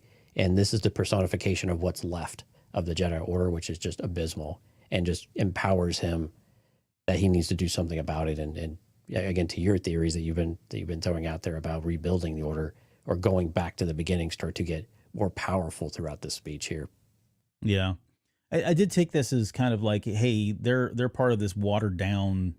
They're even worse than the watered down version that I was in. You know what I mean? Like they're so far removed. They don't have the structure. They lack the clarity. They don't have the trainers. How can you call yourself a Jedi when you didn't even learn in a temple kind of thing, right? For him, it seems like it's very black and white, very rigid. It needs to be very structured. Again, I may be seeing too much into this, but that could be one way that he's interpreting this when he's talking about them being out in the wild. I think it has legs actually. So yeah. And then Shin says, so like me, I'm out in the wild, right? And he's like, no, not you. I trained to be something more. I trained you better than that, basically. That's exactly what he said. Like I was, hey daughter, I trained you better than that. How dare you say that about yourself? So yeah, I got some thoughts. I mean, maybe I don't have thoughts. I don't know what he could be referring to. How is he training her to be something more than them when, again, by that definition of, she technically is out in the wild. So what is he using to distinguish between training her and the way Kanan was training Ezra versus, I don't know. I got questions. Maybe it was because Baylan actually grew up in the system, right? Maybe he wouldn't call necessarily Luke somebody that was out in the wild because he was being trained by Kenobi and was trained by Yoda. They were brought up in the system. They're directly tied to it, right? Kind of thing. You know what this reminds me of? Sorry, this just came to me. So in martial arts, it's a big deal to be trained by a master or an instructor who is like one or two levels stepped away from like the main training facility, like in Japan or in Okinawa or Korea. You know what I mean? The further you get away from that, when it's now somebody who was trained by a master of a master of a master of a master, then there's always kind of this negative kind of, oh, it's been watered down. It's really not closer to the source as it should be, right? It's not as pure in terms of like it's, because you're so far removed and people have taken their own interpretation. They put their own spin on the training itself. It suddenly gets diluted in some ways. I wonder if that's kind of what he's playing at here, like for them, because it is Kanan, who never really was made a Jedi Knight, and he spent most of his adult life in the wild. What is Ezra? He's not. He's even he's lesser than of a Jedi, so he is wild and not being brought up in the Order. For him, going back to Shin, because he was brought up in the Order, he was trained maybe by somebody like, a Dooku or Yoda. Oh, that's true. I wonder now who his master is. But yeah, so maybe from his perspective, hey, because I'm only one removed from these grand masters, then you're totally different, right? I'm not training you to be like him. You're something more than that. Sorry, I'm stream of consciousness there for a little bit, but I was just trying to, it all kind of started. No, it's good stuff. No, I'm glad you got it all out. We'll finish on Discord later, I guess. No, I think it's very much the trainings of the things that he likes and he idealizes about the Jedi can still survive in the training that he gives Shin, but also he is not limited by the teachings of the Jedi, even though if he adheres to certain values and principles I think are important to him. So the idea of honor, and again, the difference between what he is and what a Sith would be, or going down that path, is that path of corruption in some kind of way. So he is, and that's why I think that the idea of dark Jedi is more appropriate. And then, although he would probably have a problem with that too, right? Mm-hmm. This is more of a purer form. And I think this is where your correlations back to the Dawn of the Jedi comic and what we had during that time frame about what they were, where they still had hubris, and it was actually very much on display, especially with the youthful, side of the Order. But this embracing of whatever it takes to get the job done, it doesn't matter if it's dark or light, it's all part of the same force. And I think Baylan is definitely adhering to some of those principles while also staying true to who he believes he is, of keeping his word, giving people options.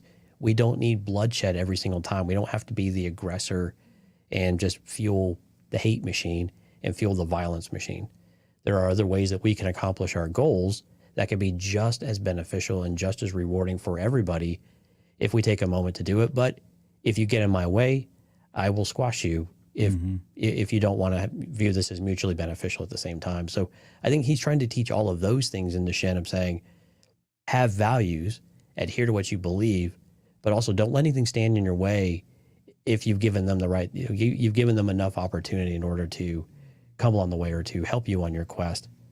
Don't let them impede your quest either, if that's the right way. If you feel you have that conviction, to use Anakin's words, stay true to your conviction. I think the word conviction is probably something we're going to use a lot more the rest of the way with the series now that we've seen how it's applied for Ahsoka in particular. Yeah, I like that. That'd be very poetic, given the lesson that was learned there Right. by Ahsoka. Being delivered from both sides of the coin, if you will. Maybe both sides of the coin. Okay, so we get into this question, and when she's kind of looking up and says, "Do you miss it?"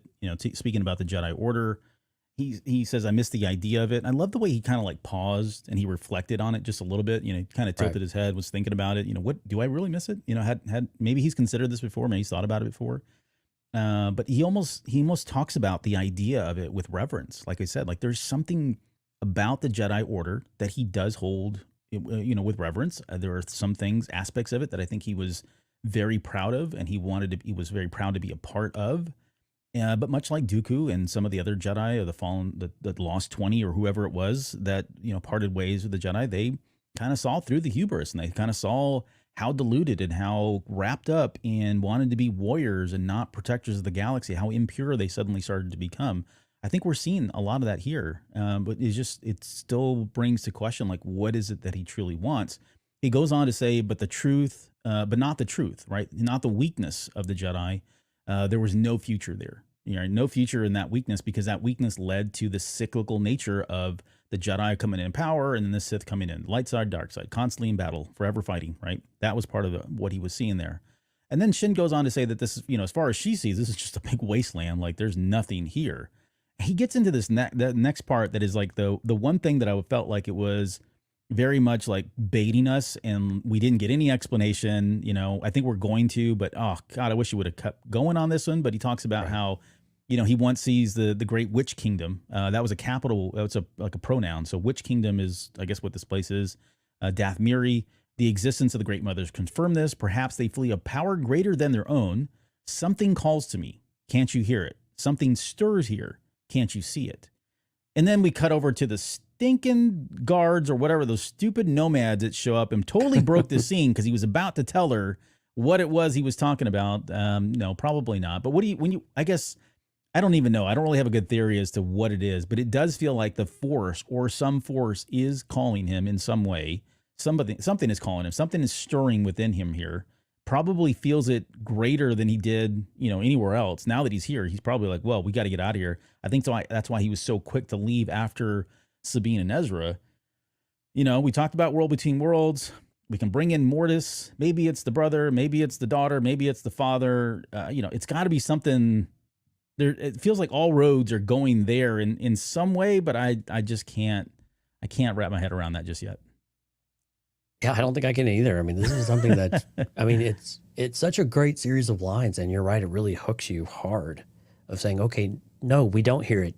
What do you hear? Are you crazy? I mean, he almost seems a little crazy in this moment, right? Of like, oh, can't you sense it? Can't you? I mean, it's almost like baiting Shin while he's baiting us into it as well. And you could just tell the look on her face, like, I have no clue what you're talking about, crazy man. Like, and you're worrying me, right? So this divide between them might be very well growing of what her trust in him. And is she following someone who is now succumbing to some sort of delusion, right? Of what's out there and what he thinks is out there. And again, she can't shake this feeling that if they've been dying off here and they've been stranded here and exiled here and they want to get out of here, that kind of feels like the right idea, because there's clearly something either wrong or this place is just a wasteland and it has nothing to offer us. But clearly Baylan is either in tune with something else or he's a little on the crazy side here.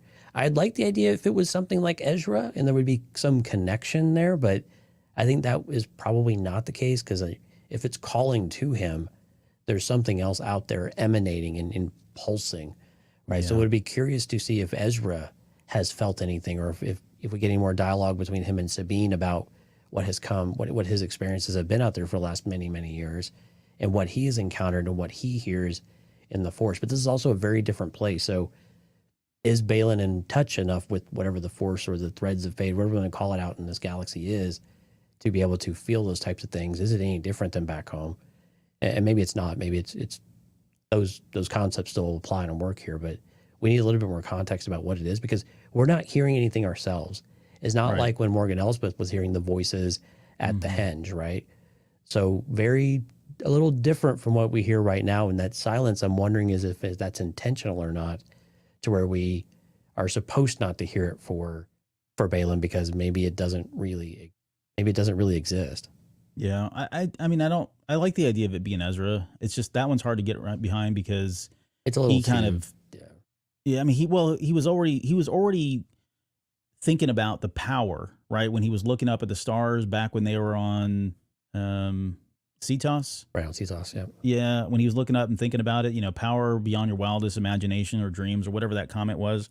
I don't think he was thinking about Ezra there. Maybe you could say, okay, they're indirectly related in some way, but I think the idea that there's something there, some force that's calling him, that's pulling at him, is probably more intriguing to me than it being Ezra. I mean, it could be. I'm not poo-pooing the idea by any means, but and maybe correct me if I'm wrong, but didn't Ezra feel kind of compelled with like the temple on Lothal? He had a certain draw to it as well, right? Yeah.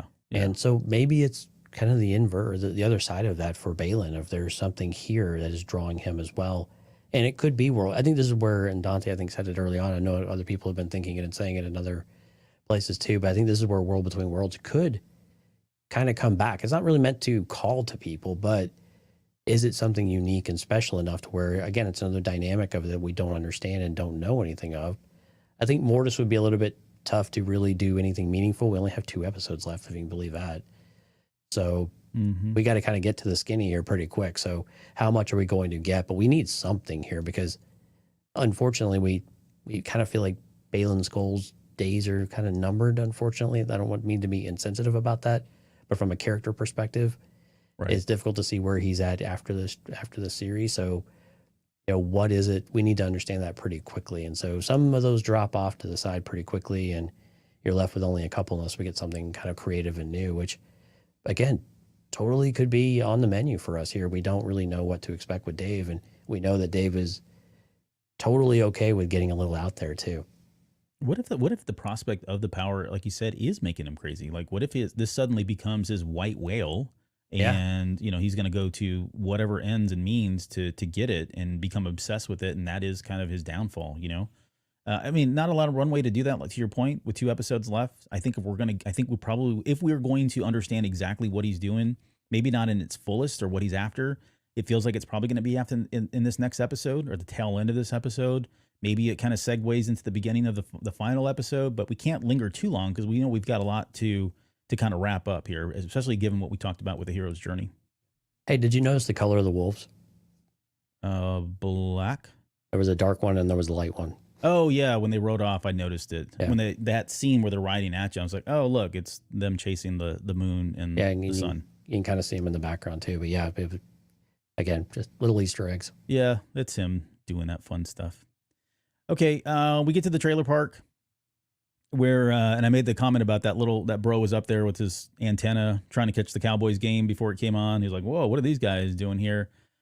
Simple camp with food. And then finally we get the Ezra. And I think some people have been like, hey, I was really hoping that would be more emotional, which I thought it was pretty emotional. I got choked up both times. I mean, you got to put it in perspective, Like, yes, they were very close. And by the end of season 4, they were probably arguably the closest they'd ever been, which is why she allowed him to leave and covered for him so that he could leave, right? Respected him in that manner. But I mean, they weren't like always hanging off each other. And I know it's been a while, but if you've ever been around or been away from family, even close family for a long period of time, sometimes it can be a little weird seeing them at first. Not weird, but it's, you can be a little bit standoffish. You know what I mean? You gotta chill. You gotta warm up to each other just a little bit, and then you can fall back into. They did, and they did that. They kind of had like that quick little icebreaker. Ezra was trying to break the ice, having that little quick conversation. But the way I interpret this was just them. She's seen a ghost. I mean, she hasn't seen this person. This is all she's obsessed about for so long, and to finally just kind of breathe in that moment and realize that, wow, he's really here. I don't, and some people are just different too. Like some people are like, I would have just run off and hugged them. Well, yeah, that's probably what I would have done. Right. I don't think that's what Sabine would have done. I think they played this perfectly. And it wasn't until, they started talking about, I could count on you, and it sure took you long enough, right? That kind of thing. And they finally, talked about a plan. You never had a good one, right? Again, just kind of small talk, breaking the ice. That was the true icebreaker, I think. Always a plan, never a good one. Never a good one. Perfect line, yeah. Yeah. And then at that point, once it was there, then they finally hugged, and it was a hug, and it was, did it need to be longer? I don't know. Maybe not. But, it was, again, they're finally just getting together. They're going to have many more moments from here on out. So I enjoy this scene. I thought it was done really well. And by the way, I got into this huge online battle with somebody about whether or not I'm shocked. I won. That's all. That's the only reason I'm bringing this up, because I won. I told this person that when Ezra said, I'm counting on you, when he was delivering the message in season 4, that he was actually telling her to come rescue him. And this person was adamant that no, what he was saying was, I'm counting on you to free Lothal. And I said, well, if that's the case, then why did he say that in the message afterwards? Right. And we got into it. And finally, here for me, this is vindication. It was clear that this is what he wanted. He said that because he wanted her to go after him. So I win, you lose, my show. Okay, so let's talk about... you weren't representing us, so it doesn't count that way, but... No. Good job, bud. Yep, thank you. Thank you so much. But yeah, I'm glad that she was coming after him, because it would have felt hollow, Like at some point, it was just obvious, right? I mean, what we came into this series as, we just knew that that's what matters most to her, that idea of family. They've drilled it into our heads a couple of different times, so could have been Lothal at one point. Yeah, sure. I mean, that makes sense, but... to this day, no, it's come find me, come rescue me. I want to go home. And when he says that, to your point, when he says, I can't wait to go home, that's when it like completely locks into place that you're absolutely right. That there's no disputing it at that point. Well, I was laughing because that scene, you look at her face and she's like, ooh, yeah, about that. How do I want to talk about this? All those things about how I got here or whatever. I teamed up with the enemy. I ditched Ahsoka. Yeah. Let's not get into those details. Let's just live in the moment. Like, I think she's going to put that off for a very long time, because I can already see it. Like, what? Like, this is a prime example of, a bad plan, or, always a plan, but never a good one. What's this? You had a plan to get in, but you didn't have a plan to get out? Yeah, that's exactly what it was. Okay. All right, so yeah, thanks for coming. I can't wait to get out, and then we kind of leave. I do have questions about why he was why he picked those guys to hang around with, but we're going to have plenty of time to talk about those two later on, and I don't want to cut this short in any way, but I thought it was a great scene. Again, I thought Amon Aswandi did a really good job with the character. The scratches were there on his face from the Inquisitor. He looked like Ezra. His eyes were blue. He had the personality down. The comments. I mean, I think he did a really, really great job. So kudos to him. And then we get to the final scene, the Great Mothers, talking about that there's another comes, a Jedi, they ride the Travelers, right? This has got to be like the worst news for Thrawn. Like, what the heck? You told me that she was dead, and you can see her. She's kind of on, she's kind of caught flat-footed, like was not expecting that Ahsoka would have lived. And again, what echoes in my mind is that line from Baylan Skoll saying she's coming. Like, again, like this has all been predicted by him that this was going to happen. But yeah, Ahsoka Tano, is alive, and Thrawn immediately goes into Thrawn mode and says, tell me everything you know. I want to know who she is, where she came from, who her master was. He is doing his homework. He's about to prep. And that conversation, like, I can't wait to see that confrontation between Thrawn and Ahsoka, because we've never had one, right? We've never had it in Rebels. So what's that going to look like?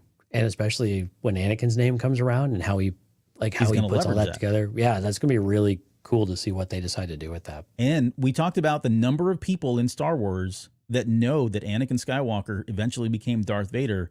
Thrawn is one of them.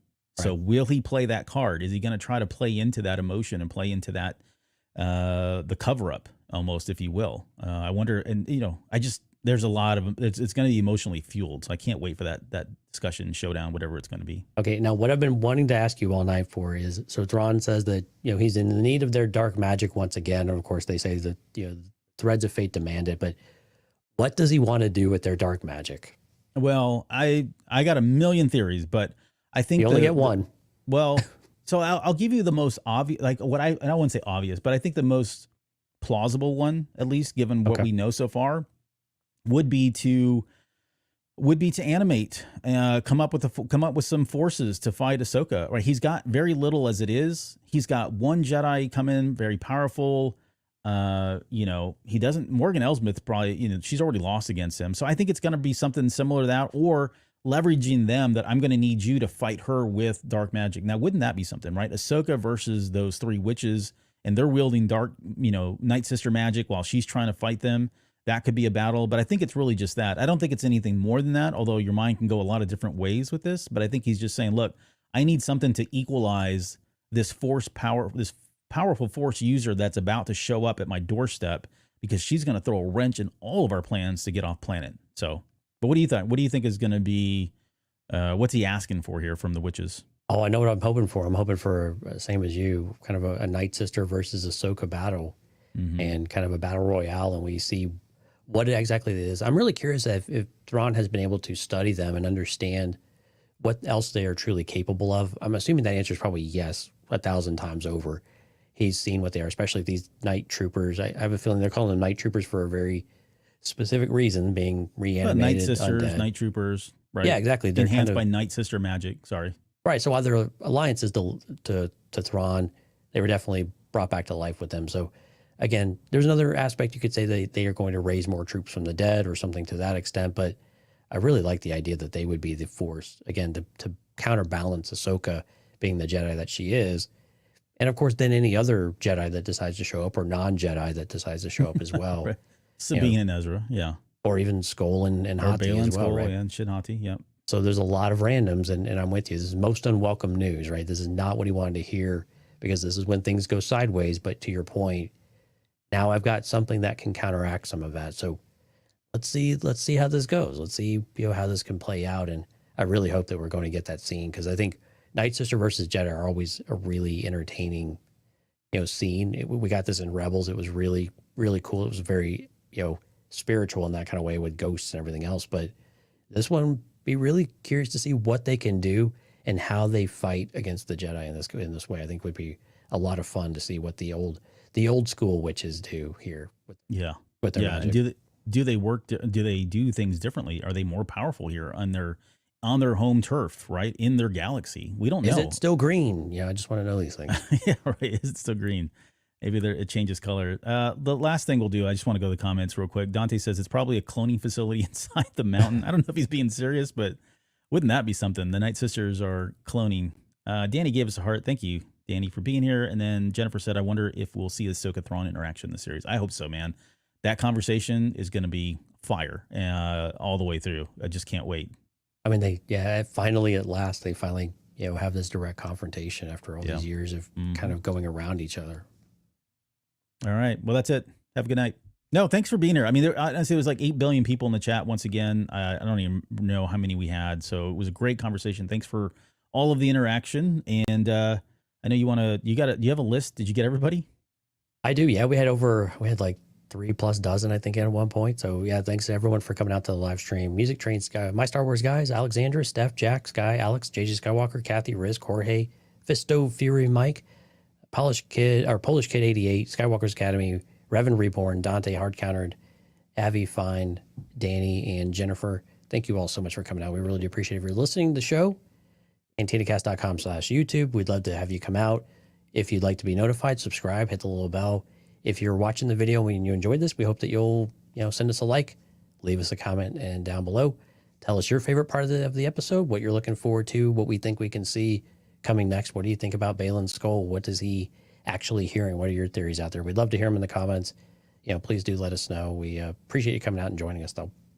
Yeah, longer show tonight, but man, there were a lot of people that hung in there for almost the full 2 hours. So thank you guys. And for those of you that crashed or are going to pick this up later, again, like Jonesy said, leave us a like and comment, all that stuff. And don't forget to leave us a podcast review. Again, we're trying to get that number back up where it used to be. So if you get a chance, go out to iTunes. If you have an account, please leave us that. Do a Spotify one as well. We'll figure out what Alex put in his review. He said you later. can't do it on Spotify, I guess. Oh, he corrected. okay. He was just being a troll. Jeez. Oh, that's what I was thinking of. Like when the little noti or whatever they are, like got up. It reminded me of like Frozen. Frozen, yeah, where all the trolls get up. Yep. Those trolls that were all half baked. Disney has invaded everything in Star Wars, I guess. Yeah, I like that though. That was setting another corner of the fandom on fire. Yeah, exactly. Oh, I'm gonna edit that out too. All right, guys. Thanks for sticking around for the full 2 hours. We'll see you guys here very shortly. We'll see you soon.